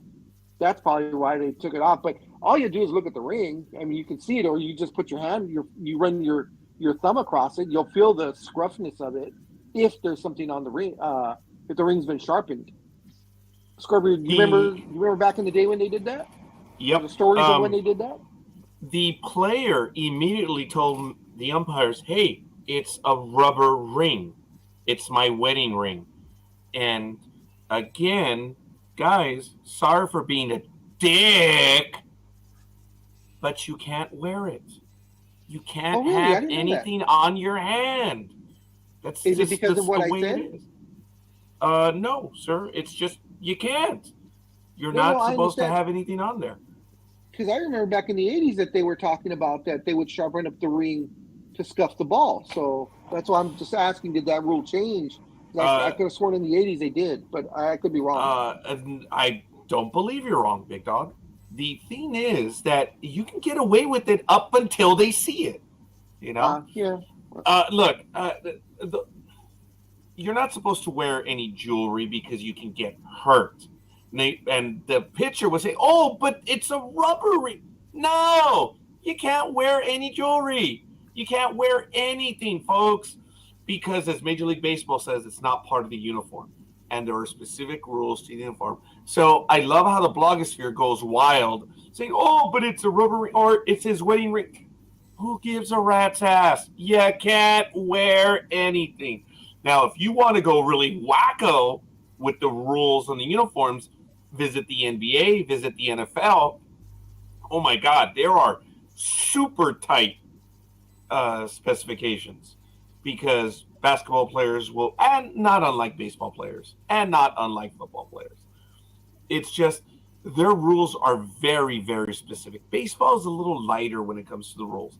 Case in point, something that annoys me to no end is why do you wear these chains? These kids love to show off their bling bling and they have these thick things. The first thing I do as a batter is say, hey, sorry, it's reflecting off the light. Take it off. Come on, how stupid are you? Just get rid of it. There is no rule against someone wearing gold chains. Surprisingly, there isn't. Up until it affects a player and they see that flash or reflection or whatever. But they shouldn't even have to wear anything there. Look, having a gold chain under my shirt, I can use that too to carve up the ball, but whatever. Does the Big Dog have his hand up right there? Yes. I have a question. What kind of cheap ass Major League Baseball player who makes millions of dollars a year is buying a freaking rubber ring as a wedding ring? They do it so they can. Well, some guys do it so they can keep their ring on while they're pitching. I don't know, Big Dog. These are the idiots of today. You tell me. And as far as the NBA, yes, there's extremely strict rules about jewelry because there have been things that have happened back in the early 80s, late 70s when they used to wear the gold chain and they used to wear their earrings. And a couple of players, because of reach-ins, actually had the earrings torn out of their earlobes because it got caught in the finger. And also no wedding rings because when they would dunk the ball, there was a chance of the ring actually getting caught in the rim and you could potentially lose your finger. Exactly. So that once a couple of things happened, they said no jewelry whatsoever. So all the chains, all the earrings, wedding bands, all that stuff gets taken off. Is there a rule on the length of hair that a player in any of these sports have? I know some teams in baseball have a rule about hair. Only the fascist New York Yankees have rules concerning hair. That's actually not true. It has to do with the owners. The Reds were the exact same, and there are other teams, but not all of them do.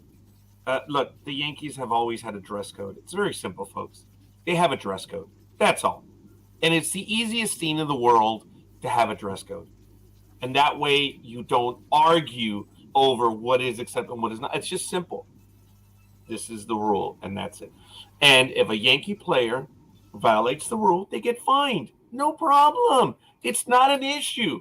They handle it internally. Eventually, the player gets tired of being fined. so they just follow the rules.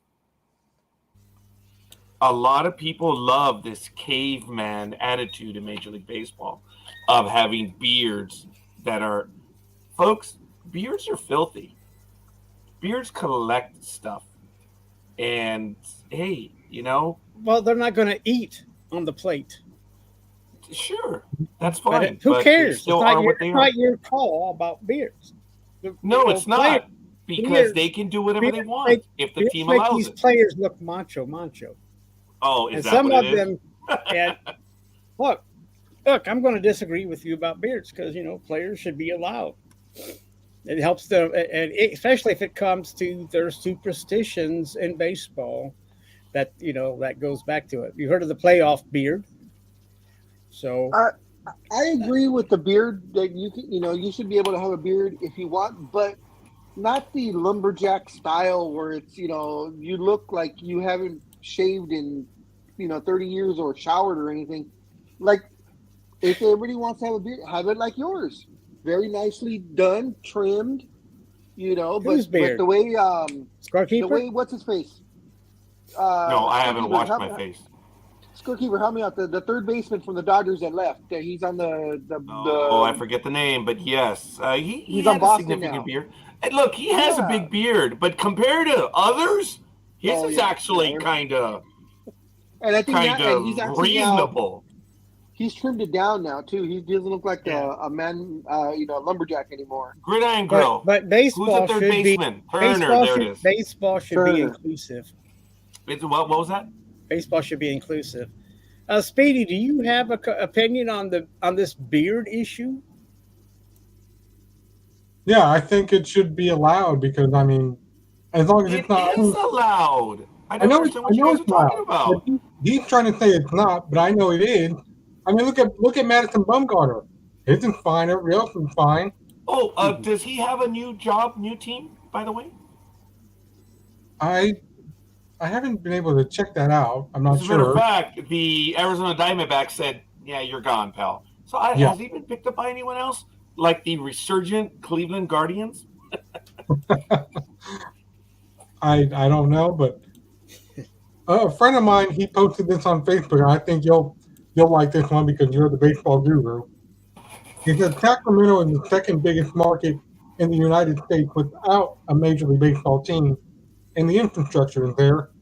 The catch in that summertime in Sacramento is so hot that an open-air stadium probably wouldn't be a good idea.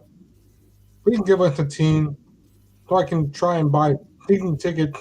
Potentially, I'd still like a Guardians fan, so I'd want them to be an American League team, which I think would be with the Giants nearby as a member of the National League. So, little food for thought that Sacramento should have its own baseball team, but they don't. Well, So why didn't the A's just move there? That would have solved it. I believe Sacramento did make an offer for the team a few years ago. I think they were in the discussion. There were actually a lot of teams that were going after the Athletics. Oh, that's right, didn't it? Didn't they offer like 200 herd of cattle and 3 cowbells? Big Dog, I'm surprised with your accuracy. You would actually get it right. It was a bell for each base. So it was really 4 bells. 4 bells. Big Dog, what's your fucking problem, dude? You're just not on your game today. I thought it was 4 candles, but I could be wrong. What was that, Anime Girl? I thought it was 4 candles, but I could be wrong. Well, once again, Big Dog, I would ask you to come prepared. I cannot handle when you just utter shit like that. Oh, cows, pardon the pun. Sorry, I didn't mean that. Big Dog, you say whatever you want. I think it was 3 bells. F everyone. And it's funny because I got annoyed when Big Dog said, it's all about the Dodgers, and I went, yeah. Oh, that's why you reacted? Oh, that was funny. I actually did see that. Okay. When did I say it's all about the Dodgers? When did I say that? Well, you were asking everybody about the Dodgers player and who the name was, and yeah. Oh no, not because of the beard, because it was the Turner beard that he used to have. Turner, yeah. Yeah. And then I Great Iron did Girl is notice. the answer to then Turner. No, because in my job, I had a whole bunch of go backs to do, and one of them happened to be a fill it up Dodger cup, and I was like, "What is this?" Exactly. I so badly wanted to just break that cup in half. I'm like, "Where's the chainsaw? Where's the chainsaw? Give me a hammer." And you could have. All you had to do was buy it and then destroy it. I'm sorry. Big Buy Dog it and and I then are destroy both failing. It was donkey, 6 sheep, and 3 cows. Big Dog, we blew it. You should have bought it, went on Instagram or Facebook and said, "Look what's in my store," and then on there crack it. They don't need to know that you bought it. You know, you'll know that it was our little secret. But you know, I hate the Dodgers. Crack. That would have been great. You would have got like 1,000 views. Actually, yeah. Yeah. Would have. And by the way, folks, I do want to give a shout out. I thought I had done so, and I am remiss. I did my brother wrong. His birthday was on the 24th last month, and I'm so sorry that I missed it. Lewis, happy birthday. Thank you for spending time with us here on Saturday morning. I hope you're doing well. And Happy belated birthday. Yes, happy belated birthday, my brother. I genuinely thought that I'd sent you a message, and it turns out that in my mind, I had a client by the name of Luis Norwood, and I was in contact with that person, and I blew it. No, I didn't, but I was in contact with that person, and no, I dropped the ball. I didn't contact him, but I was in contact with someone else, and I kept sending messages back and forth. So in my mind, I did. And my family, well, did you contact your brother? I said, well, of course I did. I started looking through my messages, and I went quiet. I was like, oh, shit. There was no text. There was no Facebook. There was no email. There was nothing. So I am sorry, Lewis. I hope you did enjoy your birthday. And I hope everything's good. See, that's why Lewis went and bought a juju doll, because he's now sitting there and he's been stabbing it in the back just to cause you aggravation. Happy birthday. Aw, Lewis. Look, you're getting love from the folks here on Sports Talk with the Guys. Isn't that absolutely awesome? He's ringing your bell, Lewis. Oh, and that's Luis. I know how to spell your name. You're muted, Big Dog. Sorry, No, Almighty. Almighty, No. you. There you go. Yeah. Sorry, Big Dog. I got all confused. It's not hard. Okay. We look so much alike. It's understandable.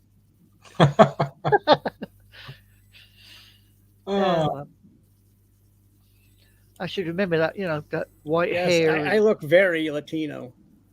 Yes, you do. Yes, you do. I kind of resemble that comment. So, ladies and gentlemen, I do want to take a moment. Yeah, we all do. Ladies and gentlemen, Sports Talk with the Guys, home of the Monday Morning Quarterbacks on Saturday. It is May 6, 2023, the day after Cinco de Mayo. Folks, it is not an American holiday. It is not a Mexican holiday.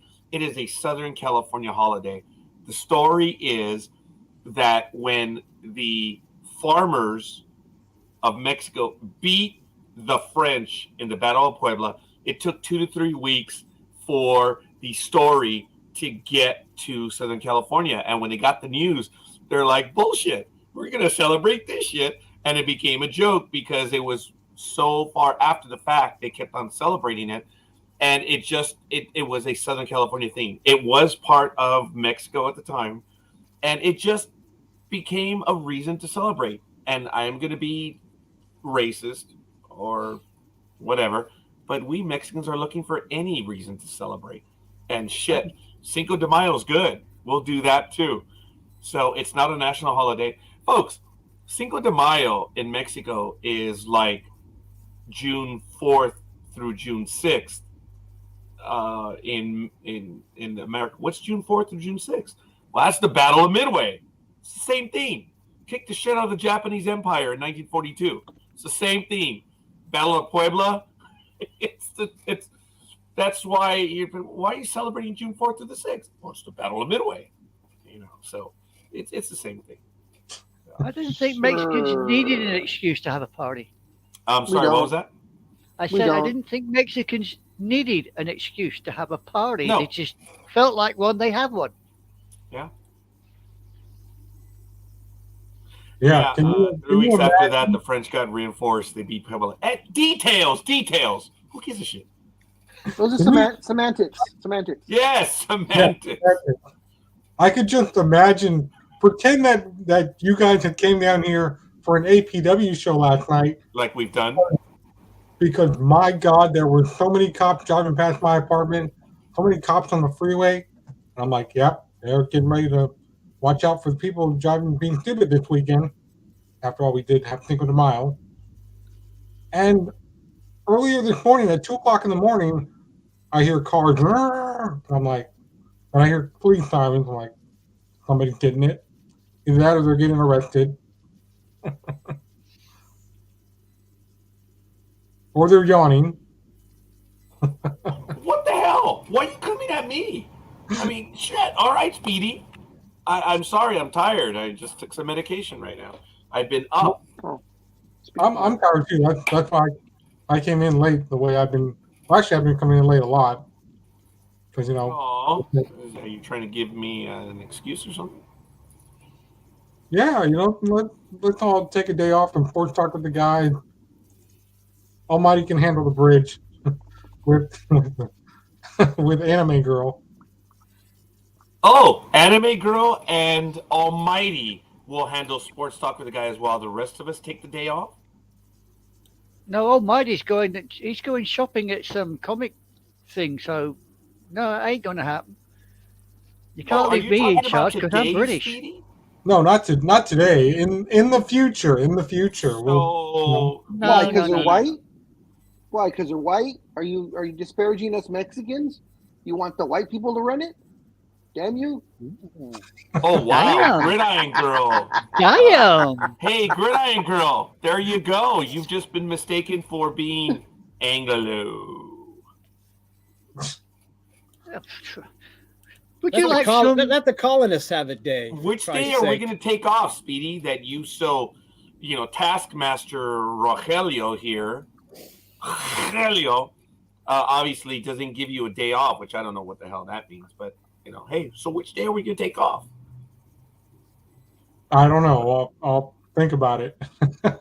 Aw, I see that this is really getting to you. Okay, sorry to put you in a corner. This certainly isn't a safe space right here. No, hell no. Would you like some Premiership football results? European football, British sure. football results? Would you like some? Please. I would like some. Just to get some sports back in the conversation. Whoa. Oh. Okay. I sure. wouldn't want to be responsible for a white supremacist taking over the show. Hey. Never said that. Right. Damn. Here we go. Bournemouth. Remember this now. Bournemouth, not Bournemouth. Bournemouth 1. Chelsea 3. That's full-time result. Manchester City 2. Leeds United 1. Tottenham 1.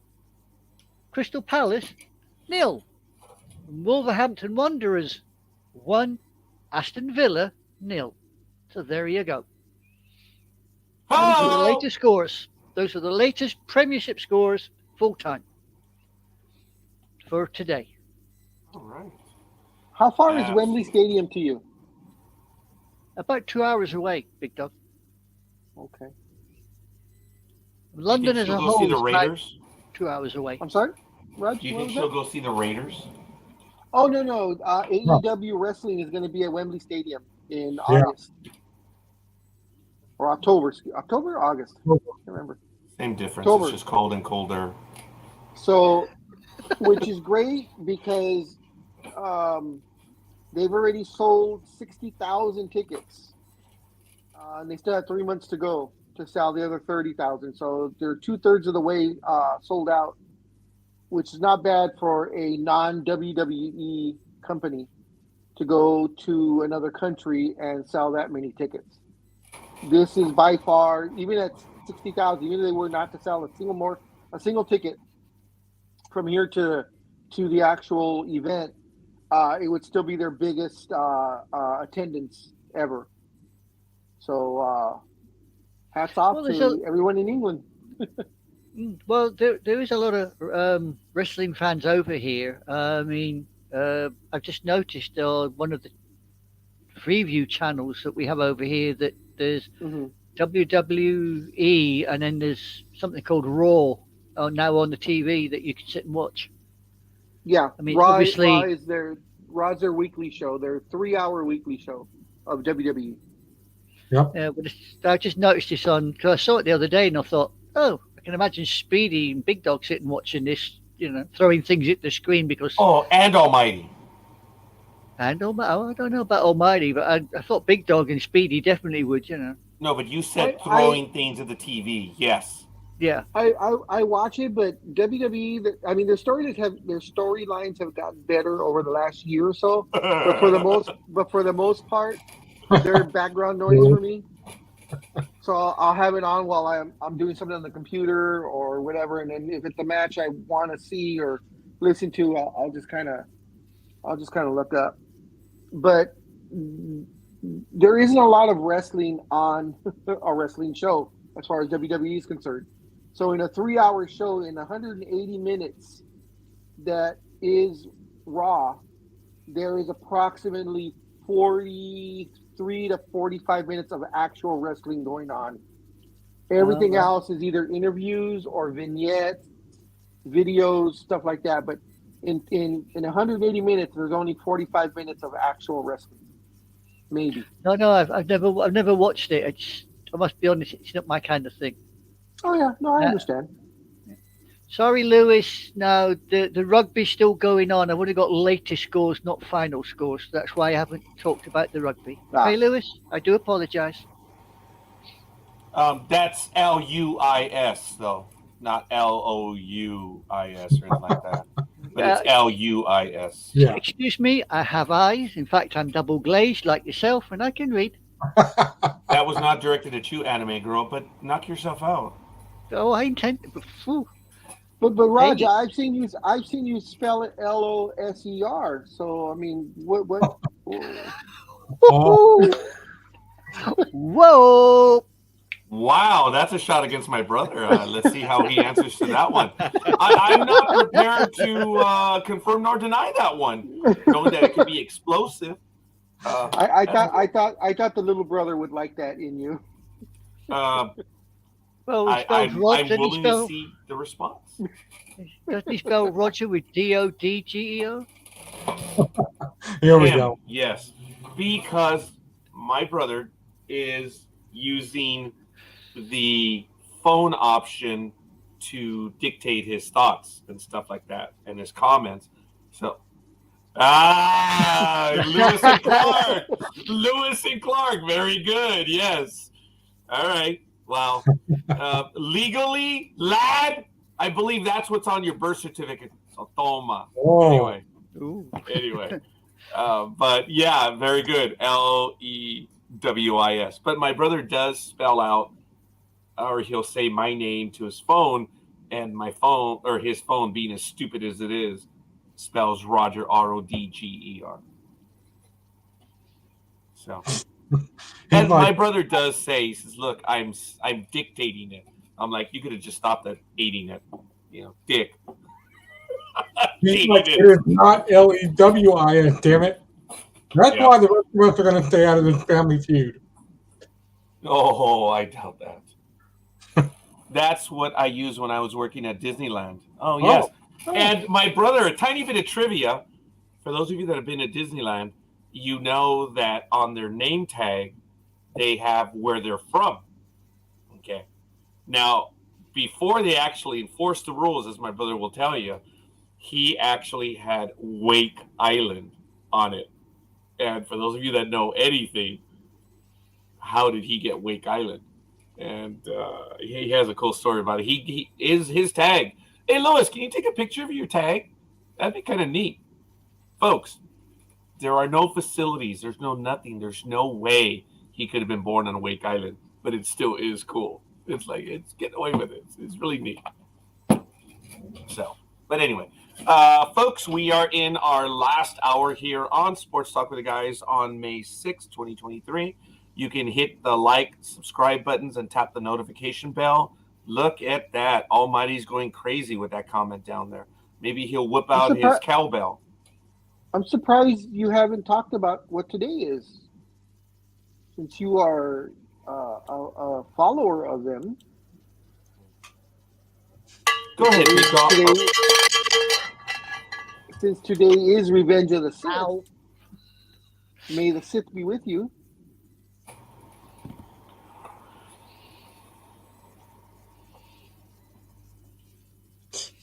Stop biting your tongue and respond, please. It's actually a 3-day event, which is really kind of funny because you have May 4th, as in May the 4th be with you. Other people say May 5th is May the 6th, and then today is the 6th, is Revenge of the 6th or Revenge of the Sith, which is really kind of cool. Star Wars has 3 days right now. I was all right with the Big Dog. I didn't want to really start an argument with people because, you know, I'm just loyal to what I'm loyal to, but it's all right.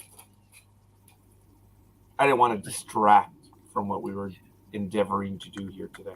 Well, You're loyal to it. You're loyal to a guy with pointy ears. I'm very loyal to it, yes. I think it works out better for a nerdy Mexican like us because you know, you have May the 4th be with you, Cinco de Mayo, and then Revenge of the Sith. You know, today. So it they kinda, bookend. Yeah, and you party in the middle because you're Mexicans. Because you know you still keep partying. It's still a 3-day party. You know, just 2 nerds and 2 nerdy days and one celebrating your heritage. And folks, once again, Cinco de Mayo is only a Mexican day. You want to piss off someone, talk to the Central American. Hey, do you celebrate Cinco de Mayo? Oh, goddamn, hilarious. Absolutely hilarious. Oh, my God. So it's just kind of neat. It's kind of fun doing that. But all right. So we're going to get to our next story. Who wants to go up next, folks? We still have quite a bit of time. I do want to finish by 10 a.m. because Evernew will be following us today. But I do have a calendar note that I believe Evernew will not be on the 20th. So if you guys want to go crazy on that day, hey, knock yourselves out. It'll be a good thing. But anyway, let's go and continue. Who's up? Go ahead. Yeah, Big Dog, real quick. Would Backlash tonight be at regular time, or are they starting at special time because they are in Puerto Rico? Good question. Let me see. Do you understand the subtext of that, Speedy? No. In all the years that you've been on with us, that's the first time he says good question to you. I know. I appreciate that. Really? I do not. 5 p.m. Pacific time, so regular time. Okay. That's what I thought. Because I noticed that SmackDown was still on at 8 o'clock, and I'm like, I don't think this will change the pay-per-view start time for anybody. So,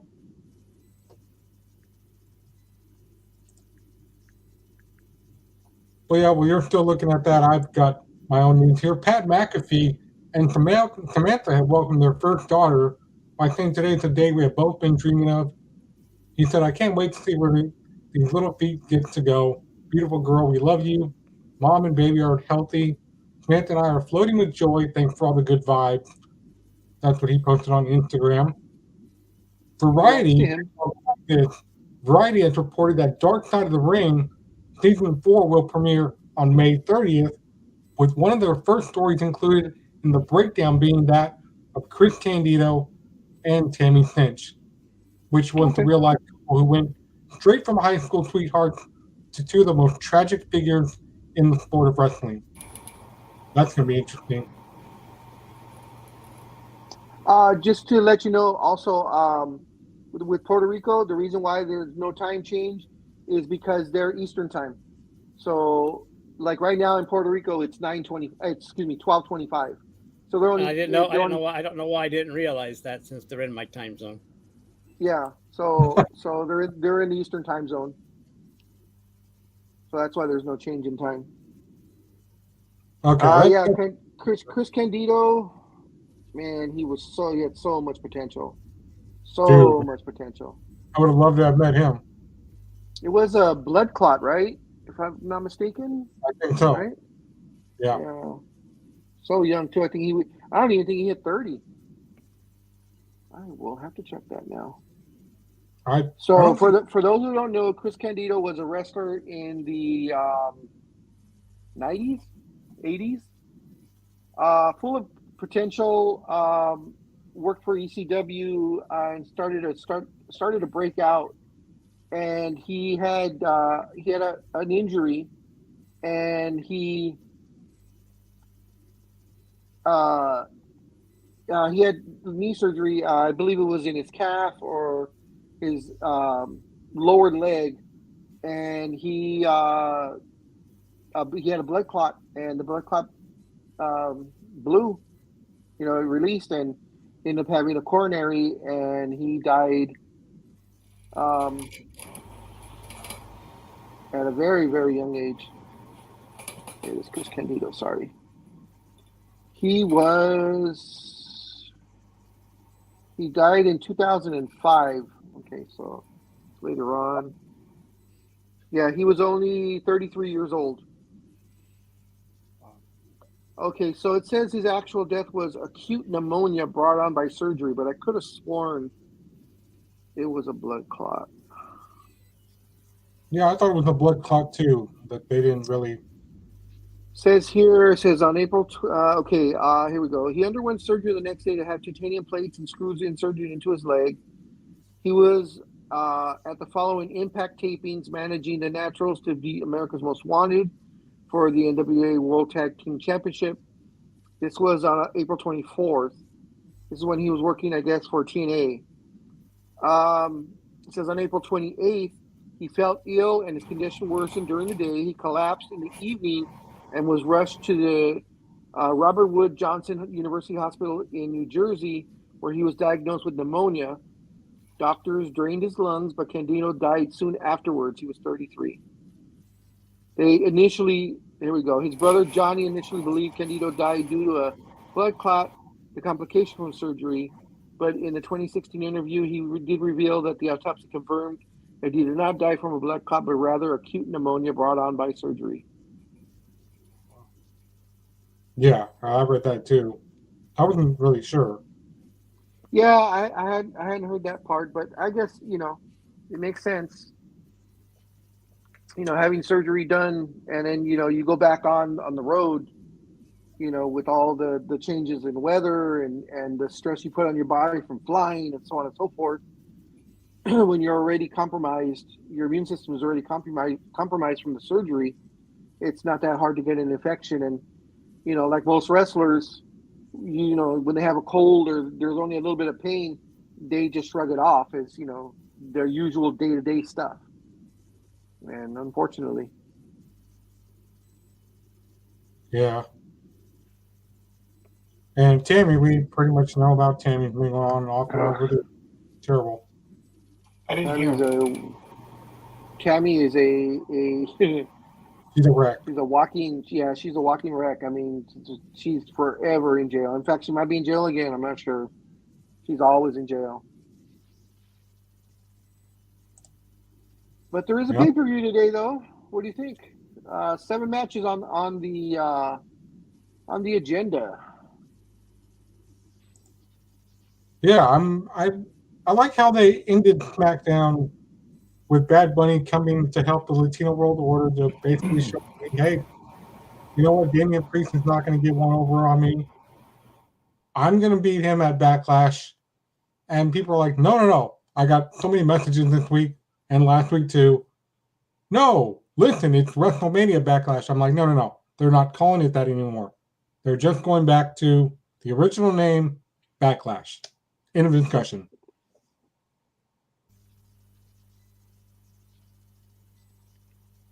So for those who don't know, okay, go ahead. Go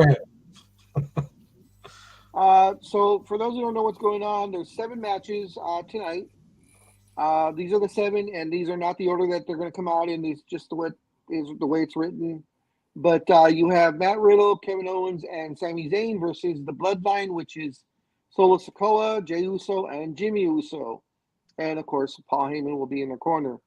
Then you have Cody Rhodes versus Brock Lesnar. Seth Rollins versus Omos, which is going to be a horrible match. You have a three-way, which is Austin Theory versus Bobby Lashley versus Bronson Reed. That one should be fun. You have Bianca Belair defending her title against Io Sky with Bayley and Dakota Kai in Io's corner. You have Rhea Ripley defending her title versus Zelina Vega. Everybody is talking about this, that the only reason why Zelina is in this match is because they're in Puerto Rico. And I'm not sure if Zelina is Puerto Rican or not, but she is of Latino heritage. So it wasn't a surprise that they put her in this match because she had the hometown crowd behind her. But she's an extremely underrated wrestler. She's always been used as a valet or just in little gimmick matches or whatever. But I've seen her wrestle before. This girl can wrestle. She's very tiny in stature. I believe she's only about 5 feet tall, maybe 5'1", and weighs maybe 110 pounds. So, and to go against someone like Rhea Ripley, who is 5'9", and probably about 160 to 180 pounds, but muscle. So, I'm hoping that WWE allows Zelina to wrestle the way she knows how to wrestle. I'm hoping it's not going to go 30 minutes, nor it should.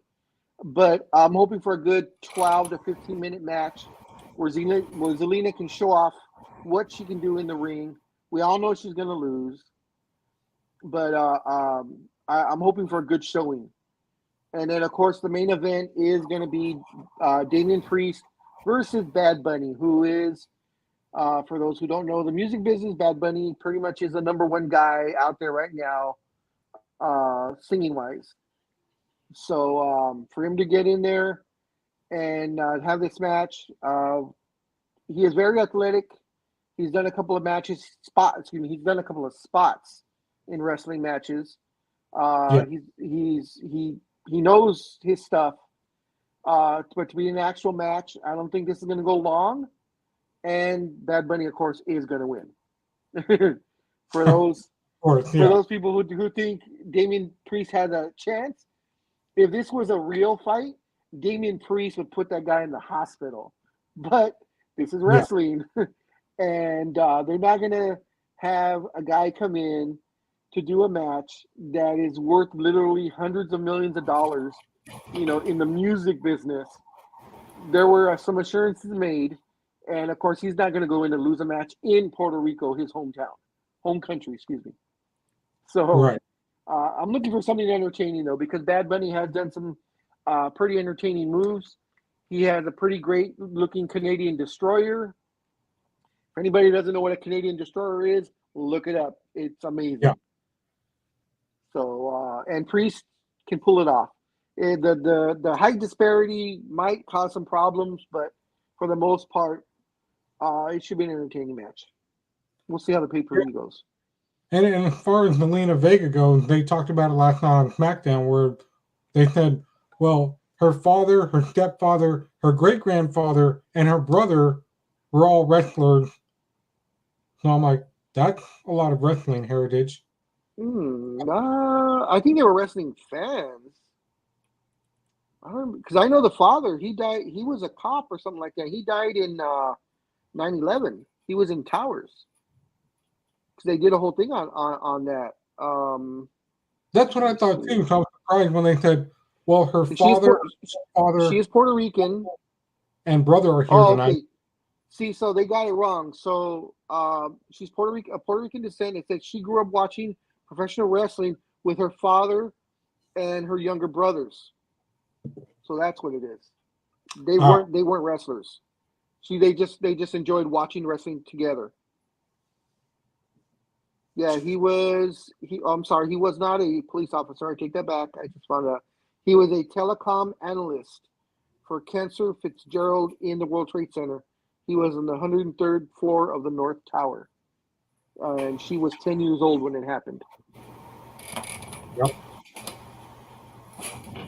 And a piece of the past is returning for pro wrestling collectibles if you are a collector of wrestling stuff. This is for you, which is Mattel, which is W Action Figure Distributor, has seized hold of old school nostalgia with the crowdfunding campaign. The toy giant is creating the WCW Nitro entrance stage, a spectacular tribute to W's one-time rival, which a friend of mine got a hold of, and I've seen the picture. He got it for his son. It looks amazing. It looks just like the real Nitro set. They got everything down to the actual T. It's cool. Very cool. Cool. So, I just looked up that movie about Big Dog. Oh, uh-huh. Yeah. We know it as a pile driver, but yeah, I get it. You know. Well, Bridget the Midget can pull it off, so. It's a pile driver, but the thing is with the flip though, that's what makes it the sightseeing part of it. So we've talked about that before here, that it's not the guy, it's not the wrestler doing the move, it's the wrestler receiving it that's got to sell it, because he's the one that's got to do the jump. Because essentially the one that's doing the move, even though he's not really doing it, all he's doing is just jumping over the back of the guy. But it's the guy that's receiving it. He's the one that's got to do the backflip with him, and that's when he trusts the guy that's going over him to tuck him in between his knees, high enough so that he doesn't, splat his head. Yeah, definitely. I was somewhat confused, so I went looking. I got to be honest. You say, when it comes to some of these wrestling moves, I sit there and think, what the hell are they talking about? If that confuses you, you should watch.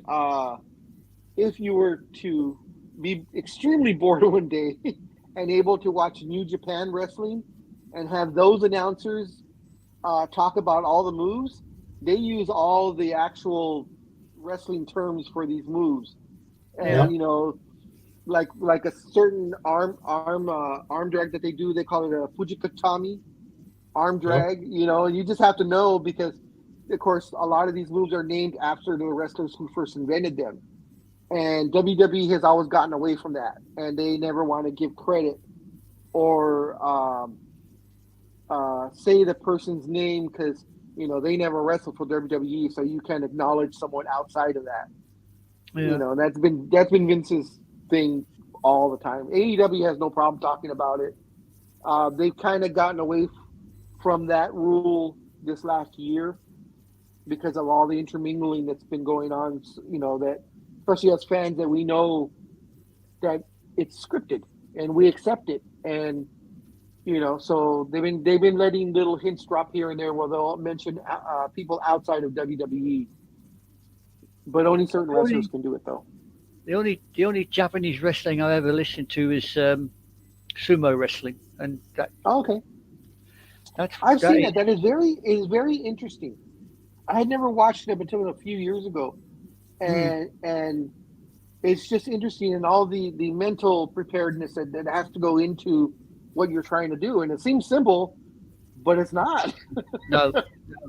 You see some of these guys and the speed that they move, and they've said, the slapping that they do, that if you're not trained to accept it, I mean, it can do a lot of damage. Mm-hmm. I mean, these are big guys, very big. But, they got Fijians and all sorts doing it now, and they just, you think, wow. I couldn't do it. Yeah, I'd be considered a lightweight in sumo. I wouldn't even make a paperweight, but there you go. But yeah, I mean, they get these kids in, 8, 9, 10 years old, and they just bring them up, and you think, wow, these guys, they move. And those dojos are super strict. And there is a hierarchy to that. Oh, there is a hierarchy. If you're on the top, if you're one of the main, sumos, and you're up there, boy, when they first bring Yukosama in it, or Yokozuna. That's it, Yokozuna. That's the one. Yeah. It's just, you think, wow. But then Japan is a very hierarchical, Yes. people. Oh, They definitely. I mean, the way a friend like you and I would talk in Japan, if I was to say Roger was my boss, I couldn't talk to him the same way. Mhm. There'd have to Yep. be some form of respect there. So, don't get hopes up, Roger. It ain't happening. I was gonna say Roger would love being in Japan. Yeah. What would you be, a sensei or? Yeah. We could only speak to Roger unless we were spoken to. Yeah. Yeah. I'm waiting for the little grin. There we go. It started. It happened. I just controlled it. But I've been grinning the whole time. Culturally, I wish I was there, but in Japan, I'd be a failure. No. Yeah, I mean, yeah, we'd have to call him senpai or something, What the hell? or a sensei. Wouldn't be a sensei because you're Sensei? not a doctor, so it'd be a senpai. Senpai is up high, you see. Kohai is lower down. I'm probably saying it wrong and butchering the language, but you get the general idea. Young lady, you lived out in the Asian Pacific region, so Yeah. I would never argue with you the pronunciations. I would, because the Japanese way of speaking is weird. I mean, we in the West say Tokyo, whereas the Japanese don't. They go Tokyo, and it goes up at the end, not down. The pitch, the way you say a word, can completely change the meaning of that word. So you have to be careful. Like I said, I say senpai and kohai. I'm probably butchering it because I haven't got the pitch correct. Yeah, thank goodness that we're not even discussing the Mandarin, which has over 1,000 characters. Listen, it took me 3 years to say Happy New Year in Cantonese. Don't go anywhere near Mandarin. Yeah, I'm not. I don't have the time nor the inclination. 3 years, and all I ever learned to say was Happy New Year in Cantonese. Yeah. How do you say it? Let's hear it. Gong hei fai shui. There it is. Yep. Don't say that about my mama. Oh, you can say your mama? Your mama's whatever. Yeah. There were these two herbs that my father took in the late 80s, early 90s. And I think one was Chin Pi Tao and the other one was Hia Sao Hao Fang Sang. It was wild. That was the entire length of it. And it was good. And when I asked for it, he just looked at me. He says, I'm sure he looked at the other guy and said, the gringos are back. And I want to tell him, I'm like, no, we're Latin, but whatever. Were they herbal supplements or what? Yes, they were vitamins, but they were herbal supplements. They were very specific to what he had, and it worked for him. Okay. As long as it works. Hia Sao Hao Fang Sang. I've tried to learn welcome, thank you, and it don't matter. I'm not even close. I've learned more Japanese. I've learned more Japanese watching anime than I ever did learning Chinese living in Hong Kong. Believe you I me. believe that. Wow. Yeah, I can say good day and how are you. It's, you just have to. As I say, it's the pitch accents that really screw you up because we just don't have it in the Western language. We emphasize certain words, whereas in Japan they don't. Let me switch gears because we are down about 15 minutes, and I know you gentlemen haven't really discussed quite a bit of wrestling. There may be another story in there, but folks, over here in the United States of America, next Saturday is Stamp Out Hunger. So, folks, for those of you that have received your paper bags, that's exactly what it is through the Postal Service. Next Saturday, 8 days from today, the volunteer postal workers will be collecting any canned foods and maybe dry foods, but canned foods. This is the largest food drive in the United States of America. It is incredibly done, well done. This is how the food banks survive, and it's based off Stamp Out Hunger. Folks, there's always someone that needs a little bit more, and one can represents one meal. They're in their 27th year of doing this, and sometimes I've only been able to give out 2 cans, and sometimes I give more than that, but I've always given at least 2. And I invite all of you in the United States of America to find out if your postal worker will be doing it or not. And just, you can put out a paper bag and you can put out a can or 2 and they'll pick it up. This is the best thing that you can do. And it doesn't matter what it is. 1 can is a meal for someone else who doesn't have. Stamp out hunger, folks. It's next Saturday. We'll be talking about it again. Thank you. Almighty? This just in. Free comics are $1 each.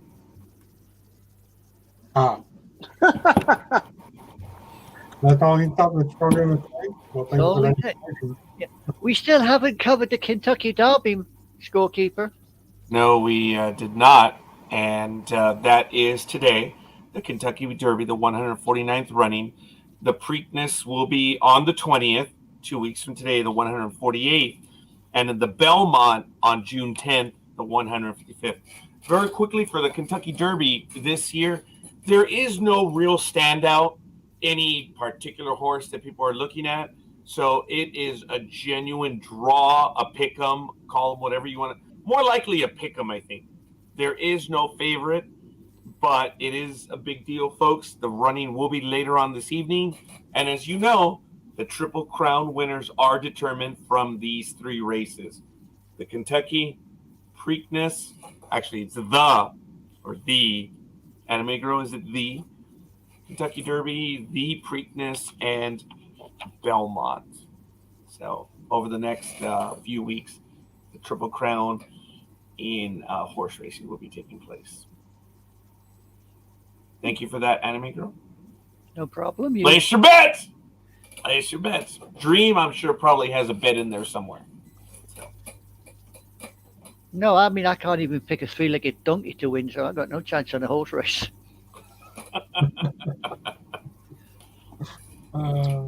As a friend of mine once said, I'd lose a one-legged ass kicking contest. So there you go.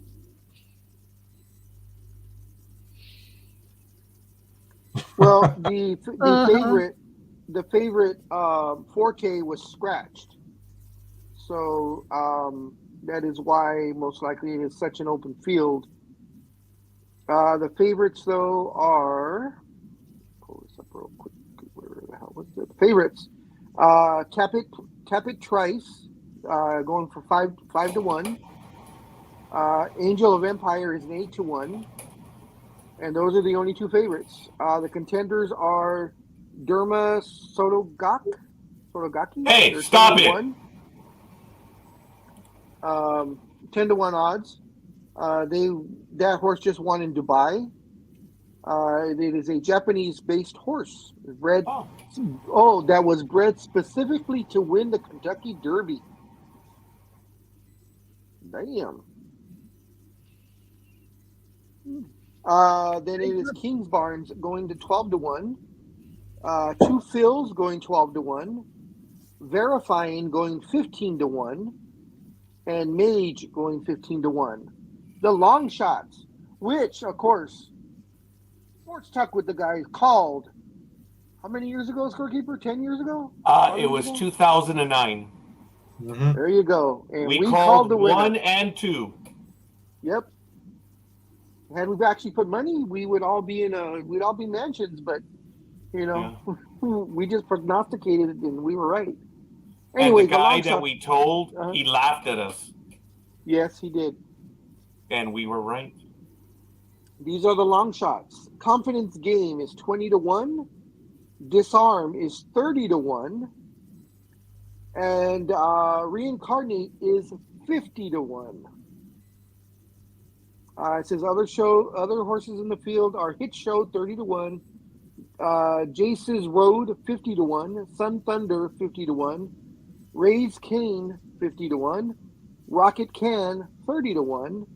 Cyclone Mischief 65 to 1. Mandarin Hero 62 to 1. and King Russell 50-1. Those are the horses. 23 horses, it looks like. It's a humongous field. Holy crap, 23 horses. I didn't know it went across that far. Small cavalry charge, isn't it, really? No kidding, jeez.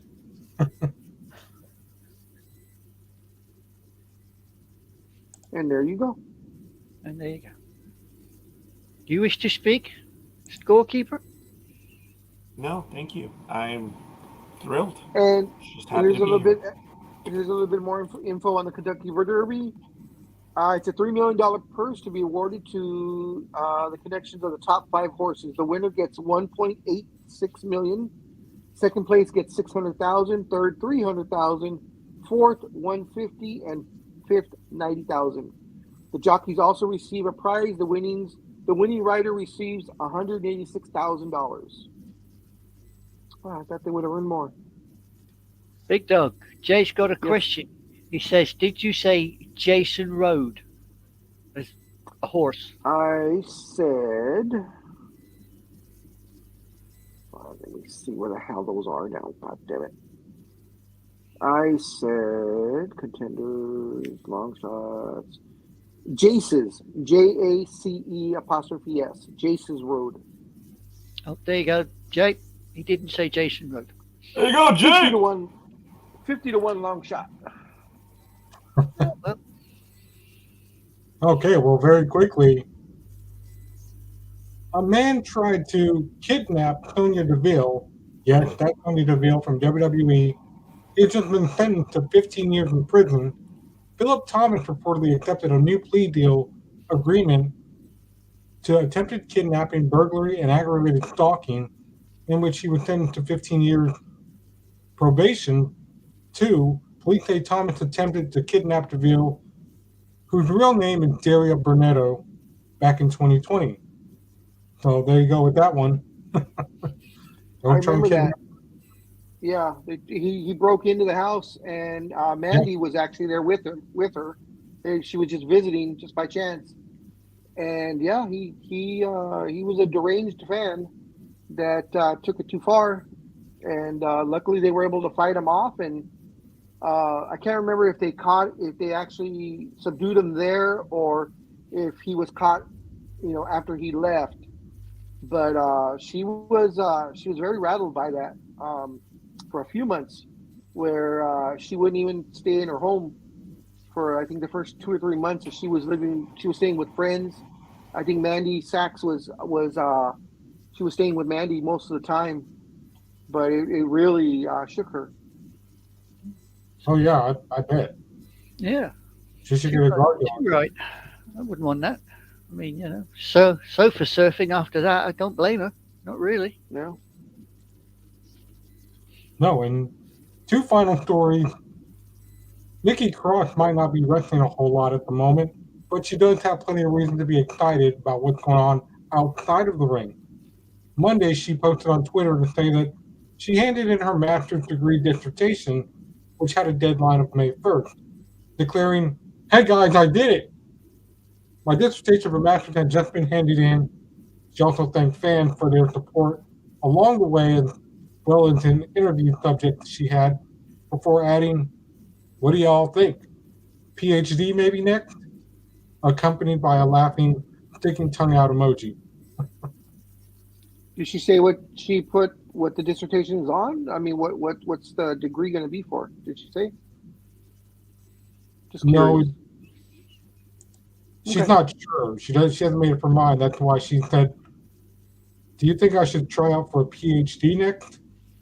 No, So she's not sure about. She's not sure about going for a PhD. She knows what the degree is going to be in, because she did a dissertation. Yeah. But obviously she didn't put it down what No. No. Okay. Interesting. That's what I said. And last but not least, everyone kept sending me videos, and I'm probably you too as well, Big Dog. And maybe Almighty, who knows, about the subtle impact where people are saying that that's not her, that's somebody else. Who? It's like, well, it's her because it's her voice. Very clearly, I can hear it. Who are you talking about? Hold on, my phone won't.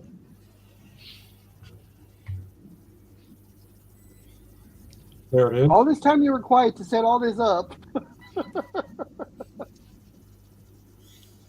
Well, they said that Naomi, it's not the girl that appeared at Impact and made her debut this week.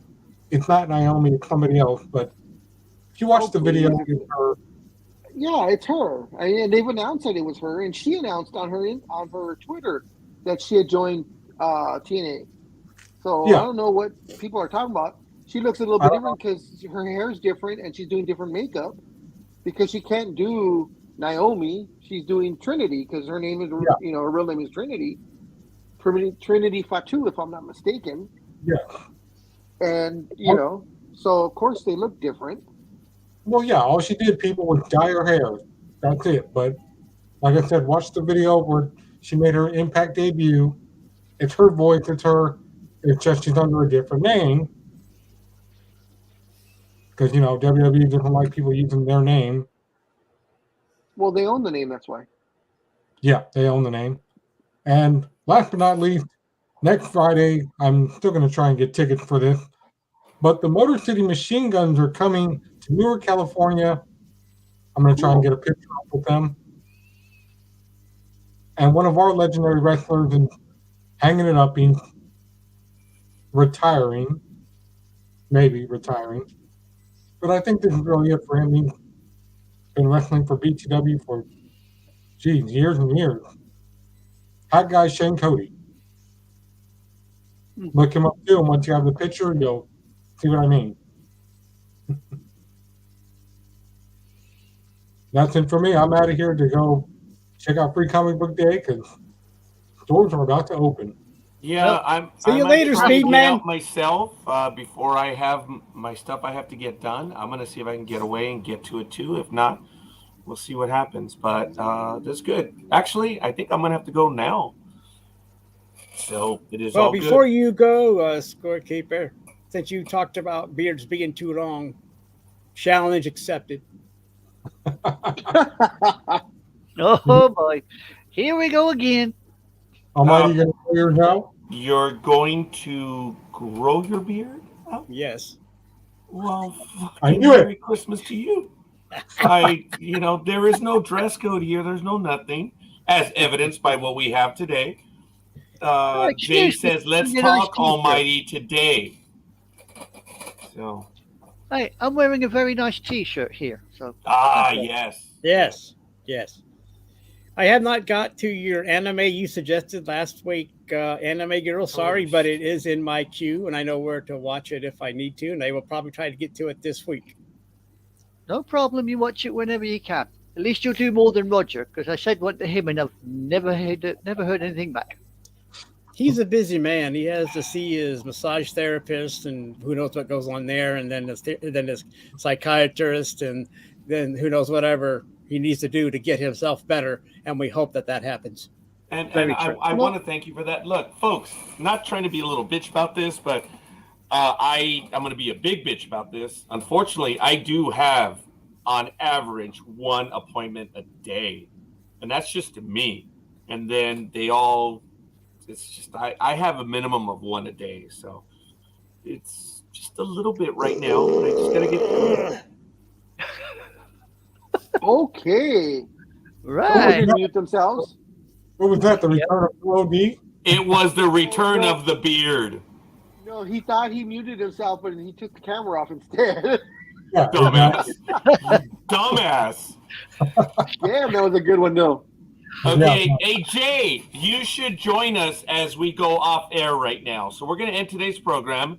Jay, you have the code. Come on in. I know Almighty and I are going to have a conversation after as we finish up. So just go ahead and do it. So, folks, we are out of here. We'll see you guys on the other side. Peace, guys. Sorry. Peace. Later. Have a good day on Say hi to your Anime mom. Girl.